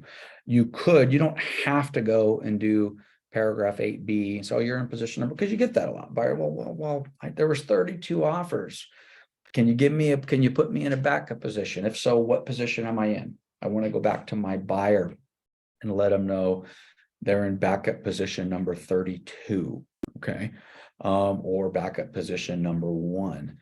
Could make a big difference. But think about it. You have 32 offers on a house. You do a seller multiple counter offer form. Are you going to do this? Are you going to issue, let's rank these in rank order? Of course not. Nobody's going to do that. So basically that is the form. Any questions on the seller multiple counter offer form? Okay, I have no idea what's going to come next. Hopefully Austin put the counter. Okay, so this is the standard counter. So let's deal with this. This is going to be something that you guys are going to use more often. We don't have a gazillion offers out. We're going to issue 1 counter. Kind of getting back to, and this is why we need to do these in order. Let's go back to where we were last week and we did the highest and best form. Okay. Rather than issue, let's say we have 5 offers. I've already told you guys a week ago, to me, best practice is to issue a highest and best form to all 5 offers. Let them bring in their 5 offers, work with offer the one we like the best. If it's accepted, great. If not, thank you very much. Go to the next one, go to the next one, go to the next one. You can do the same thing with this. Okay. So rather than using the seller multiple offer form, you could go straight to seller counter offer number 1 and just issue 1 counter offer to the offer you like the best. I'd say I'm not going to issue any of them. I don't want to do that. I just, I have 5 offers. Quite honestly, 4 of them are crap. This one is a rock star. I'm talking to my seller. We really like this one. Let's just deal with this one. Sure, you could do that. I would have 0 problem with that whatsoever. Cutting right to the quick. I'm going to go straight to the offer I like. Which, by the way, sometimes is best practice. So what if you've got 10 offers and one of them is just truly fantastic? Okay. So what do? You go back and you give them 3 days to give us best offer. You go back and give them seller multiple counter offer. Maybe that one fantastic offer says, screw this. I don't want to wait around 3 days. I'm just going to go. I have another offer out anyway. I'm going to go move on that one. So you might just forego all of that other nonsense, go straight to the offer you like, accept it. You wouldn't have to counter it at all, or you could counter it back to, whatever. So anyway, same exact language on the seller multiple counter offer that we have here. Again, what do we have here? These are our terms and conditions, exact same language, except we just have a single offer we're dealing with. We're going to put our addendums in, pretty straightforward. It's going to expire, same exact thing, 5 p.m. on the third calendar day. I would not recommend, by the way, you guys go in and change this. I see periodically that they're changing this, and sometimes the changes make sense, sometimes it doesn't. But just stick with 5 p.m. on the third calendar day. In my opinion, I just think you're just better off going that way. Seller can continue until this gets accepted. Until it gets accepted, this is different than the seller multiple counter. Seller can continue to market the offer property, can continue to get other buyers until such time as the buyer accepts it. In this case, unlike the seller multiple counter offer, if the seller makes a counter at 550, the buyer signs this with no changes, boom, done, under contract. Okay, seller is locked in. There's no ability for the seller to take a second look and counter accept. So counter accept, not the word I'm looking for, but basically to acknowledge, yes, we're accepting your acceptance. There's no need for that. Once this is signed, it is under contract, it is done. Okay, so, and again, this acceptance portion here is if we've got a counter. So the buyer could come over here and say, we accept, but we're going to give you buyer counter offer number one. The seller could then come back down here and say, okay, now we're accepting, wait a minute, that's my buyer section. Oh, that's actually the same paragraph. Austin just chopped that in. Okay, that's the end. I apologize. I got ahead of myself. But let me continue my thought. If the buyer says we're accepting your counter, but then they check this box and they've issued buyer counter number one, then that would be a separate form. This, where I was going with that, is in the seller has a choice at that point. The seller has a choice to accept buyer counter offer number one, boom, done.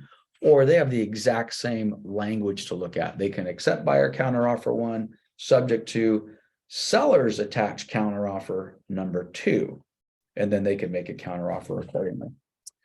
Okay, I don't see anybody unmuted, so I'm going to keep on rocking and rolling. So here's buyer counter offer one. So this is the order that this would naturally flow. So if your buyer didn't like the sellers, they would sign that paragraph 5, check the box, subject to buyer counter offer number one, dated, exact same terms here. Okay, nothing's changed. They're going to change the price back down to $502,000. Now we're playing that game. Okay. Is there any additional addendum that we need to put in?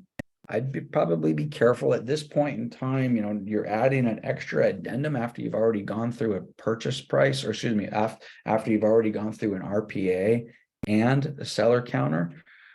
Buyers adding addendums at this point, yeah, I don't know. I mean, I'm certain it's possible. Maybe the seller said something about, oh, by the way, we want you to let you know that there's a septic on the property, and maybe nobody knew that. So great, we want to put in an addendum to get the septic pumped or certified. That could be an example, I suppose. Again, exact same expiration, you know, third calendar day, 5 p.m., same sort of thing. And then again, in this case, the buyer's making the offer, seller has the ability to, again, accept, or they could check the box subject to the next counter offer. Oh, but look at this lovely one. Okay. So now they've also said, you know, hey, I already gave a seller counter offer number one. You've given me buyer counter offer number one. Seller says, okay, well, fair enough. I'm going to accept your counter offer number one, subject to seller counter offer number two. Okay. That's where these numbers come in. This is super important. Or guess what? Because we've been kind of jerking around on this here last, 3 to 4 days. I got 2 other offers, and now I'm going to issue seller multiple counter offer number one, and I'm issuing it out to 4 different people. So this is how fun this gets.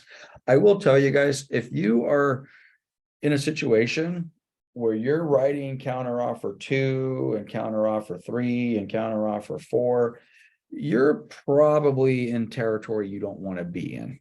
Okay, I would not recommend that you've got to file a seller counter, a buyer counter, seller 2, buyer 2, seller 3, buyer 3. At some point in time, you're going to get confused. And I would say that's probably somewhere between counter 2 and certainly by the time you get to counter 3. There's nothing wrong with rejecting it flat out and saying, hey, we're starting over. Just give me a fresh offer. This is where we left off. These are the price and terms we've been negotiating on. We're just killing this. Give me something fresh. That's what I would do. I just, especially if there's a lot of terms and conditions in there.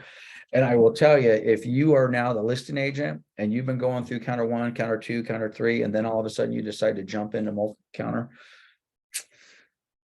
God bless you. I just don't think I just don't think that's best practice. I'd stay away. Okay, I don't see anybody with any questions. Backup counter, again, I don't use this. I just don't. I don't recommend that you guys do, but we'll go through it here.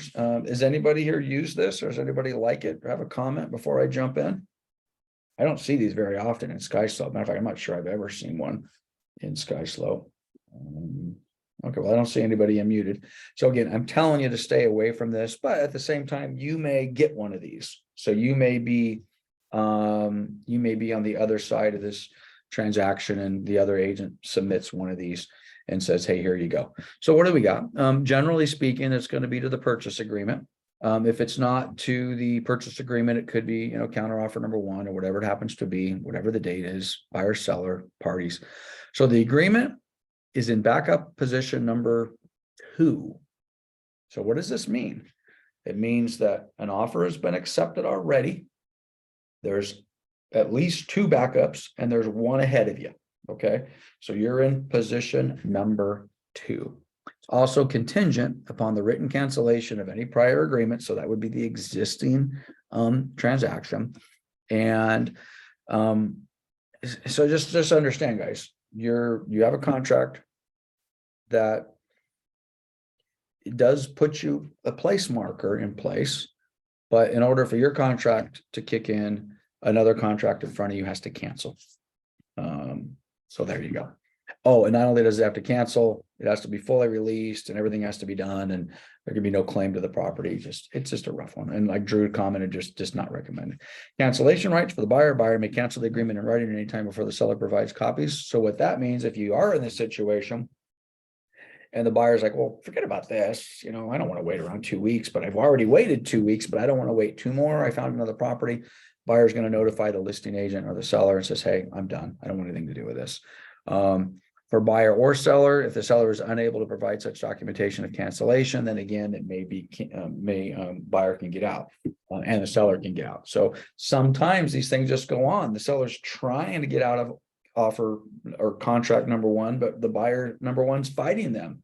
So I can't even get to the point where I want to move forward with your backup offer. And again, that happens. That's why I don't like opening escrows or signing contracts based upon 5 other things happening in advance. It's hard enough to get one thing to happen in advance. I just don't want to tie up another buyer or another seller on a wish. What happens to the deposit? Escrow holder within 3 business days or copies of cancellation, et cetera, et cetera. Time periods, all the time periods. This is that basic time is of the essence clause. Do things when it says to do them. Very, very difficult in a case like this, because for the most part, the seller just moves on with life, hoping to close escrow number 1, and the buyer is just sitting around there twiddling their thumbs, waiting. Not great. Scope of broker's duties. Again, we're not in the transaction, and we can't advise you legally or otherwise. And again, the expiration of the offer. Again, this is triggered, interestingly. Let me look at the dates on this.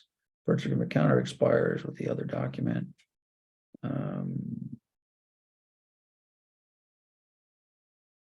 Yeah, again, it's got the same language. I was looking, I just wanted to verify it on the 3rd calendar day after it was signed by the seller. Generally speaking, these things are going to die by their own weight, meaning that the other transaction either closed or they're trying to cancel it, but it's not canceling it. And if you represent the buyer in this case, your buyer's just going to say, I don't want to wait anymore. I'm just done. Send an email. We're out. We're done. We're finished. We're moving forward. Buyers and sellers execute, and away we go. Oh, we do have the last section, notice of cancellation and release of prior transaction. Again, seek legal advice. This is one of the reasons I hate these. Guys, if you're newer or if you've been around for a while and you've been in a transaction where you just know this transaction is dead, okay? One party is just entrenched in canceling and they won't do it.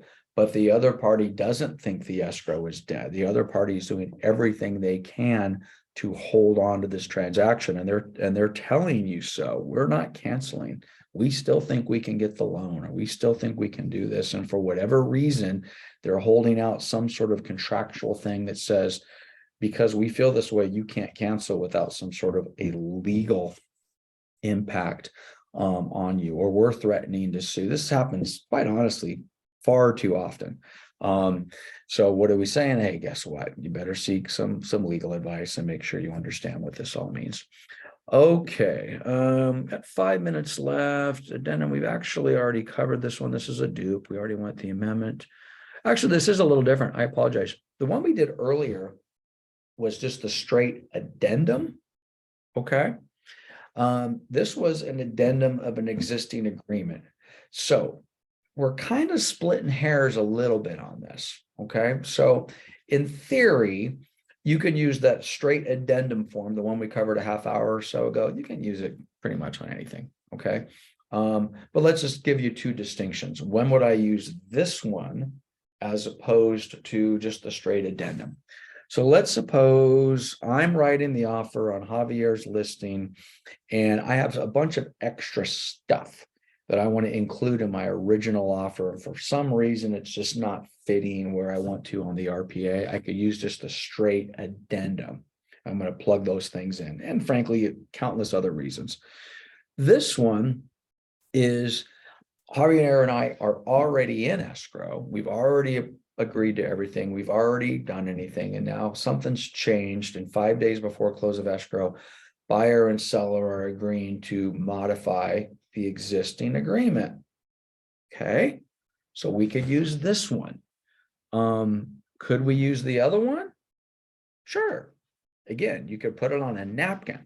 So I'm not really sure why this form was created. I'm not honestly sure it's really necessary to have a straight addendum and another one said addendum of an existing agreement in terms, because they both have the exact same impact. But anyway, here it is. So if you had an existing deal and at the very end you wanted to change the price, which by the way, is there another place to change the price? Sure, they have another form. Or would you wanted to extend the escrow date out? Sure, an extension of price addendum. So again, I think we've gotten a little cute on some of these forms, but anyway, so here it is. So you could use this to modify same expiration stuff, same acceptance. Again, this one has a lot of landlord, tenant, buyer, seller stuff on it, but generally same form. So use it if you like. If I'm in Sky Slope and you use a straight addendum, or you use this, or use an extension of time addendum, or you use a price change addendum, or whatever else you use, honestly, I don't care. Doesn't matter one way or the other. Okay, all right, guys, that's perfect timing. Okay, so I'm going to kill my screen share. We are 2 minutes before 8, 2 minutes before 8, goodness gracious, 1:58, 2 minutes before 2. So this is the deal. We're going to go through, we're going to reorder a lot of these, and we're going to group them the way we want them to. And then we've got, I think next week, the miscellaneous, for example, we haven't gone through like a key safe authorization, to use a super box or whatever. We're going to take a lot of these other little forms and we're going to group them up. We're actually going to go back and regroup some of the forms you've already done and really get this to the point where we think we've got this dialed in. So any input that you guys may have, we would love to hear. Feel free to either reach out to me, during the week, or send me an email or a text. But we're getting close to wrapping up our first session. And then when we do the other one, just real quick, we are going to relaunch Contract College again in probably 3 weeks. For those of you that want to sit through it again, all right, great, fantastic. But I tell you what we are going to do for those of you that have sat through it again, we're going to put it in modules. So for example, I see Mehdi's with us, and Mehdi really wants to go through the I just get hung up on when do I do a notice to buyer to perform, and when do I do the demand to close, and when do I do the cancellation of contract? So we're going to bundle those all together, and we're going to put those in a nice order, and we're going to do a class on that.